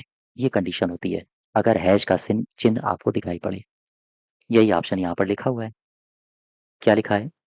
कि अगर हैश का चिन्ह दिखाई पड़ो तो सेल कंटेंट प्रदर्शित करने के लिए कॉलम पर्याप्त चौड़ा नहीं है और कंटेंट ज़्यादा है। 63 क्या कह रहा है? 63 कह रहा है कि यादृच्छिक एकाधिक सेल का चयन करने के लिए प्रत्येक सेल पर क्लिक करते समय कौन सी कुंजी दबाए रखें? आंसर होगा कंट्रोल, इसको दबाए रखें। 64 में कह रहा है कि कौन सा फंक्शन है जो सेलों की संख्या की गणना करता है? तो एक ही है, काउंट। ये सारे के सारे फॉर्मूलेज मैंने आपको बताए हैं, तो वहां से रिवीजन जरूर करते जाना। कह रहा है कि एक्सेल सीट में पूरे कॉलम को हाईलाइट करना है। अब यहाँ से 2 कंडीशंस बनती हैं। देखो, वर्कशीट है, वर्कशीट में आपको मान लो हाईलाइट करना है, तो यहाँ से 2 कंडीशन बनेंगी। अगर आपसे पूछे कि सभी कॉलम को, सभी कॉलम हाईलाइट किससे होंगे और सभी रो हाईलाइट किससे होंगे? अगर पूछे सभी कॉलम को हाईलाइट करने के लिए शॉर्टकट बताओ, तो कंट्रोल प्लस स्पेस बार दबा दो, सारे कॉलम हाईलाइट हो जाएंगे। सभी रो को हाईलाइट करना है तो आपको शिफ्ट के साथ स्पेस बार दबा देना है, सभी रो हाईलाइट हो जाएंगे। ठीक है? और आगे बढ़ो, 66 में आ जाओ। एमएस एक्सेल में सूत्र राउंड 5.2 तक जाना है, 5.678 दिया है, तो 2 तक जाना है तो 5.68 हो जाएगा, डी ऑप्शन। 67 के पास चलो, क्या कह रहा है? माइक्रोसॉफ्ट एक्सेल में कौन सा फंक्शन टेक्स्ट से सभी गैर मुद्रण योग्य कैरेक्टर को हटा देता है? इसको ध्यान से फिर से पढ़ो। कह रहा है माइक्रोसॉफ्ट एक्सेल में कौन सा फंक्शन टेक्स्ट से सभी गैर मुद्रण योग्य कैरेक्टर को हटा देता है? क्लीन है, क्लीन है तो क्लीन कर देगा। ठीक है? 68 देखो, किस फंक्शन की का प्रयोग करके रीनेम यानी कि आइटम का नाम बदलते हैं? रीनेम के लिए F2 का इस्तेमाल करते हैं। रीनेम के लिए हम इस्तेमाल करते हैं F2 का। 69 क्या कह रहा है? स्प्रेडशीट में जटिल गणनाओं को सेट करने का एक आसान तरीका क्या है? आसान तरीका फंक्शंस हैं, फंक्शंस। 70 देखो, 70 क्या कह रहा है? कह रहा है एब्सोल्यूट सेल रेफरेंस कौन सा है? तो ये मैंने अभी आपको बताया था, 3 कंडीशंस बताई थी ना, $A $1, A $1 और $A1 ये 3 कंडीशंस बताई थी। इसको मैंने बताया था पूरी तरह से स्थिर है, एब्सोल्यूट है। 71 देखो, 71 क्या कह रहा है? कह रहा है कि माइक्रोसॉफ्ट एक्सेल में सेल प्रारूपों में से कौन-सा एक्स्पोनेंशियल डेटा के लिए उपयोग किया जाता है? ध्यान देना एक्स्पोनेंशियल डेटा के लिए उपयोग किया जाता है साइंटिफिक। दरअसल एक शब्द है, यहाँ पर आओ, साइंटिफिक सेल फॉर्मेट। इस शब्द का नाम आपने सुना होगा, साइंटिफिक सेल फॉर्मेट। ये क्या प्रदर्शित करता है या हम कहें क्या है? क्या हम इसके माध्यम से करते हैं? तो देखो, ये जो भी संख्याएँ होती हैं, ये संख्याओं को घातांकीय रूप में प्रदर्शित करता है, प्रदर्शित करेगा, ठीक है? बस इतनी लाइन याद रखो, यही आपसे पूछी जाएगी, इम्पोर्टेंट है। आपसे पूछेगा संख्याओं को घातांकीय रूप में कौन प्रदर्शित करेगा? तो साइंटिफिक सेल फॉर्मेट। एक फार्मूला होता है ग्रोथ, ग्रोथ फार्मूला। इसका हम इस्तेमाल कैसे करते हैं? तो ध्यान दो, इसका हम इस्तेमाल करते हैं एक्सपोनेंशियल एक्सपोनेंशियल गणना के लिए। बस इतनी सी बात याद रखो, ये भी केवल और केवल यही फैक्ट पूछेगा, यही लाइन, ये भी इम्पोर्टेंट है, ठीक है? यहाँ तक बात समझ पा रहे हो? अब वापस आ जाओ, 72 में चलो, इसको ध्यान से पढ़ो, क्या कह रहा है? कह रहा है मर्ज अक्रॉस विकल्प क्या करता है? मर्ज अक्रॉस ये वास्तव में एक टूल है और ये टूल करता क्या है? ये टूल जब एक मल्टी रो रेंज सेलेक्ट किया जाता है तो ये कमांड प्रत्येक कॉलम के लिए मल्टीपल मर्ज सेल का निर्माण करता है, ये गलत होगा। जब एक मल्टी रो रेंज सेलेक्ट किया जाता है तो ये कमांड प्रत्येक रो के लिए मल्टीपल मर्ज सेल का निर्माण करता है। ध्यान दो, जब एक मल्टी रो रेंज सेलेक्ट किया जाता है तो यह कमांड प्रत्येक रो के लिए, यहाँ लिखा है प्रत्येक कॉलम के लिए, प्रत्येक रो के लिए एक मल्टीपल मर्ज सेल का निर्माण करता है, ये सही होगा, बी ऑप्शन। 73 देखो, 73 में क्या कह रहा है? कह रहा है Excel sheet, word processors, web browsers किस प्रकार के उदाहरण हैं? चाहे एक्सेल शीट हो, वर्ड प्रोसेसर्स हों, वेब ब्राउजर्स हों, ये क्या हैं? सिस्टम प्रोग्राम तो है नहीं, ये एप्लीकेशन प्रोग्राम है, एप्लीकेशन प्रोग्राम। 74 देखो, क्या है? एक्सेल में सभी फार्मूला निम्नलिखित के साथ शुरू होते हैं, बराबर के साथ शुरू होते हैं, बराबर चिन्ह। 75 क्या कह रहा है? पावर पॉइंट में स्लाइड में हाइपरलिंक डालने के लिए शॉर्टकट कुंजी बता दो मुझे कौन सी है? तो हाइपरलिंक के लिए कंट्रोल के होती है, कंट्रोल के। माइक्रोसॉफ्ट एक्सेल में फॉर्मेट पेंटर, इसको ध्यान से समझो। कह रहा है माइक्रोसॉफ्ट एक्सेल में फॉर्मेट पेंटर, ये मैं आप ऑलरेडी आपको बता चुका हूँ। तो कई बार क्रमानुसार उपयोग करने के लिए निम्नलिखित में से कौन सी क्रिया करनी चाहिए? आप कहाँ जाओगे? आप जाओगे लॉक फॉर्मेट पेंटर पर, आइकन पर क्लिक करोगे? नहीं। फॉर्मेट पेंटर के अंतर्गत मल्टीपल यूज ऑप्शंस पर क्लिक करोगे? गलत है।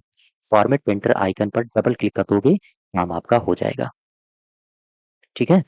77 देखो, ध्यान से पढ़ो इसको। कॉलम जी और कॉलम एच के बीच 3 कॉलम डालने के लिए आप क्या करोगे? कॉलम जी सेलेक्ट कर लोगे आप और फिर राइट क्लिक करके 3 बार इंसर्ट सेलेक्ट कर दोगे और इस प्रकार से 3 कॉलम आपके इंसर्ट हो जाएँगे। 78 क्या कह रहा है? 78 कह रहा है कि एमएस एक्सेल 2016 में निम्नलिखित किस विकल्प द्वारा विंडो को 2 भागों में बाँटा जा सकता है?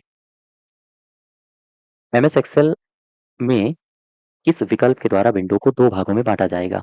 स्प्लिट कर दो विंडो को, ये विंडो है, स्प्लिट कर दिया, 2 भागों में बँट गया। तो फॉर्मेट में नहीं जाओगे, स्प्लिट करना है ना, तो आप जाओगे व्यू में, व्यू के बाद जाओगे विंडो में और फिर आप स्प्लिट कर दोगे, ठीक? क्लियर हो गई बात? और आगे बढ़ो ज़रा। 79 कह रहा है एक्सेल में डेटा का डिफ़ॉल्ट संरेखण, अलाइनमेंट, ये क्या होता है? एक्सेल में डेटा का डिफ़ॉल्ट संरेखण, देखो एक्सेल में जब भी कभी आप अक्षर लिखते हो, जैसे ए लिखा, बी लिखा, ठीक है? और आप या तो 1 लिखते हो या 2 लिखते हो, तो जब आप ए-बी लिखते हो तो ये हमेशा लेफ्ट अलाइन होते हैं और जब आप 1-2 लिखते हो, संख्याएँ लिखते हो तो ये हमेशा राइट अलाइन होते हैं। तो टेक्स्ट हमेशा लेफ्ट अलाइन्ड होगा और नंबर्स हमेशा राइट अलाइन्ड होंगे। ए ऑप्शन सही होगा। अब आ जाओ 80 में, क्या कह रहा है? कह रहा है माइक्रोसॉफ्ट एक्सेल वर्कशीट के प्रकोष्ठ में संख्याएं प्रविष्ट की जाती हैं। तो पूर्व निर्धारित स्थिति बाय डिफ़ॉल्ट क्या होगा? जब भी कभी संख्याएँ आएँगी, संख्याएँ आप इंसर्ट करोगे 2, 3, 4, तो ये हमेशा बाय डिफ़ॉल्ट राइट जाएँगी, दाईं ओर संरेखित होंगी, और जब भी कभी आप एबीसीडी करोगे तो वो लेफ्ट होंगी। और आगे बढ़ें? माइक्रोसॉफ्ट एक्सेल में ऑटो फ़िल्टर विकल्प के संबंध में कौन से कथन सही नहीं है? ऑटो फ़िल्टर, किसी वर्कशीट में सूचना को फ़िल्टर करके आप इच्छित वैल्यू को जल्द प्राप्त कर सकते हैं? नहीं। आप एक समय में डेटा के एक कॉलम पर एक फ़िल्टर सेट कर सकते हैं? 1 मिनट, इसको ध्यान से पढ़ो फिर से। ऑटो फ़िल्टर विकल्प के संबंध में कौन सही नहीं है, ये पूछ रहा है। किसी वर्कशीट में सूचना को फ़िल्टर करके आप, हाँ, ठीक है, फ़िल्टर करें और आप इच्छित वैल्यू को जल्द प्राप्त कर सकते हैं। आप एक समय में डेटा के एक कॉलम पर एक फ़िल्टर सेट कर सकते हैं? नहीं, एक नहीं कर सकते हैं, ये गलत हो जाएगा। एक से अधिक कॉलम पर फ़िल्टर लगाया जा सकता है, इसलिए गलत होगा। आप न केवल उसे नियंत्रित कर सकते हैं, जो आप देखना चाहते हैं, बल्कि उसे भी आप नहीं देखना चाहते हैं, ये भी सही है। आप ऑटो फ़िल्टर विकल्प का प्रयोग करके टेक्स्ट और संख्याएँ खोज सकते हैं, ये भी सही है। ठीक है? दरअसल ऑटो फ़िल्टर का इस्तेमाल करो, तो डेटा को आसानी से खोजा जा सकता है। जो भी ज़रूरत हो, उस ज़रूरत के आधार पर हम डेटा को सॉर्ट भी कर सकते हैं, ये है इसकी विशेषता। एमएस पावर पॉइंट में आओ ज़रा। कह रहा है पावर पॉइंट में आपको एक विषय से समस्त फ़ॉर्मेटिंग को कॉपी करने और दूसरे विषय में प्रयोग करने में सहायता प्रदान करता है। ये कौन-सा विकल्प है? इसे कहते हैं फ़ॉर्मेट पेंटर, ठीक? अच्छा, अगर मैं आपसे पूछूँ कि आपको जाना है फ़ॉर्मेट पेंटर में, तो कहाँ जाओगे? आप पहुँचोगे होम टैब में, फिर आप जाओगे फ़ॉर्मेट पेंटर में, ठीक है? फ़ॉर्मेट पेंटर, और ये जो फ़ॉर्मेट पेंटर है, ये कहाँ पर होता है? ये होता है क्लिपबोर्ड में, क्लिपबोर्ड में। अब वापस आ जाओ, 83 देखो, 83rd क्या कह रहा है? जब आप एक नई एक्सेल वर्कबुक खोलते हैं, तो खोलने के समय डिफ़ॉल्ट रूप से कितनी वर्कशीट होती हैं? आंसर होगा 3। 84 कह रहा है कि निम्नलिखित में से कौन-सा समूह एमएस एक्सेल के इंसर्ट टैब में मौजूद है? इंसर्ट टैब में कौन मौजूद है? ये पूछ रहा है आपसे। आओ देखो ज़रा। Insert tab. इंसर्ट टैब में क्या-क्या है, कौन-कौन से ऑप्शंस हैं? एक तो आपको मिलेगा टेबल्स, फिर आपको मिलेगा इलस्ट्रेशन, और कौन से विकल्प मिलेंगे? आपको मिलेगा चार्ट, आपको मिलेगा लिंक्स, इसके अलावा टेक्स्ट, साथ ही साथ और भी कई सारे ऑप्शंस हैं, जैसे स्पार्क लाइन्स, ये भी यहीं पर आपको मिल जाएगा।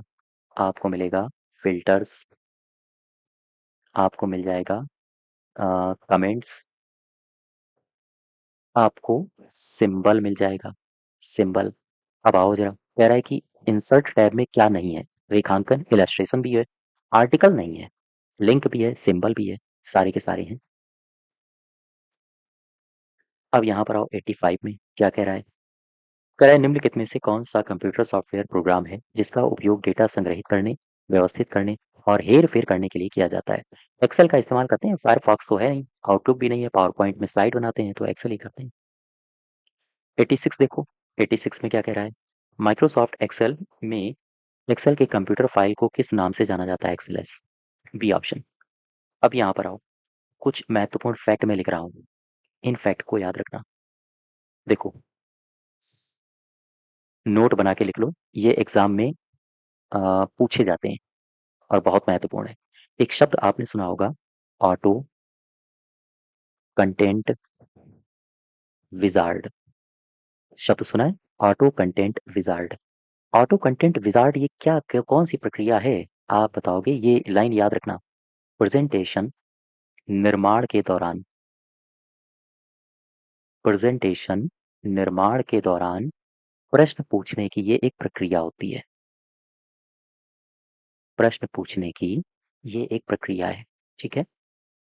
एक शॉर्टकट की आपसे पूछी जाती है Alt F2।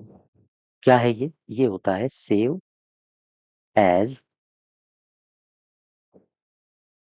डायलॉग बॉक्स को खोलने के लिए, ठीक है? पावर पॉइंट के लिए हम बता रहे हैं आपको। एक और शॉर्टकट की याद रखो Alt प्लस F8 क्या है? हालाँकि मैंने बताया है पावर पॉइंट के लिए मैक्रो, मैक्रो डायलॉग बॉक्स को खोलना, मैक्रो डायलॉग बॉक्स को खोलना, ठीक? चलो, चलते-चलते एक मैं शब्द और आपको दिए जाता हूँ। एग्ज़ाम में बहुत पूछा जाता है। नाम है कास्केड कमांड, कास्केड कमांड। बताओ ये किस मेन्यू में है? व्यू मेन्यू में आपको ये मिलेगा और इसका इस्तेमाल कहाँ पर करते हैं? ध्यान दो। इसका उपयोग बहुत पूछा जाता है। स्टेटमेंट बना के दे देगा और ये उपयोग आपको याद रखना पड़ेगा। कास्केड कमांड का उपयोग होता है सभी जो भी ओपन विंडो हैं, सभी ओपन विंडो को एडजस्ट करने के लिए, एडजस्ट करना, ठीक है? तो ये बातें याद रखो। आपसे सवाल पूछे जाते हैं। तो यहाँ तक आई होप आप समझ गए होंगे। ये सारे के सारे प्रीवियस ईयर क्वेश्चंस थे यूपी ट्रिपल एससी के द्वारा जितनी भी परीक्षाएँ हुई हैं और जो नई एजेंसी के द्वारा परीक्षाएँ हुई हैं, उन सबके प्रीवियस ईयर क्वेश्चंस। इसी के आगे हम लोग नेक्स्ट डे कंटिन्यू करेंगे, ठीक है? चलते-चलते एक बार फिर मैं आपको बता दूँ अगर आप हमारे किसी भी बैच से जुड़ना चाहते हैं लोअर पीसीएस के लिए, complete theory batch, mock test batch या टॉपिक वाइज़ प्रैक्टिस बैच, तो ये आपको हमारी एप्लीकेशन में मिल जाएँगे। एप्लीकेशन की लिंक आपको डिस्क्रिप्शन बॉक्स में और साथ ही साथ कमेंट बॉक्स में दी गई है। अगर आप जुड़ते हैं बैच से, तो आप दिए गए नंबर से उनके कूपन कोड के बारे में जानकारी ले लें, ताकि आपको डिस्काउंट मिल सके। इसकी पीडीएफ कहाँ मिलेगी? पीडीएफ आपको हमारे टेलीग्राम पर और साथ ही साथ आपको हमारे अ, एप्लीकेशन में इसकी पीडीएफ डाल दी जाएगी। जो भी हमने डिटेल्ड डिस्कशन कराया है, उसकी भी पीडीएफ टाइप्ड नोट्स के रूप में नेक्स्ट 24 आवर्स में आपको उपलब्ध करा दिए जाएँगे। धन्यवाद।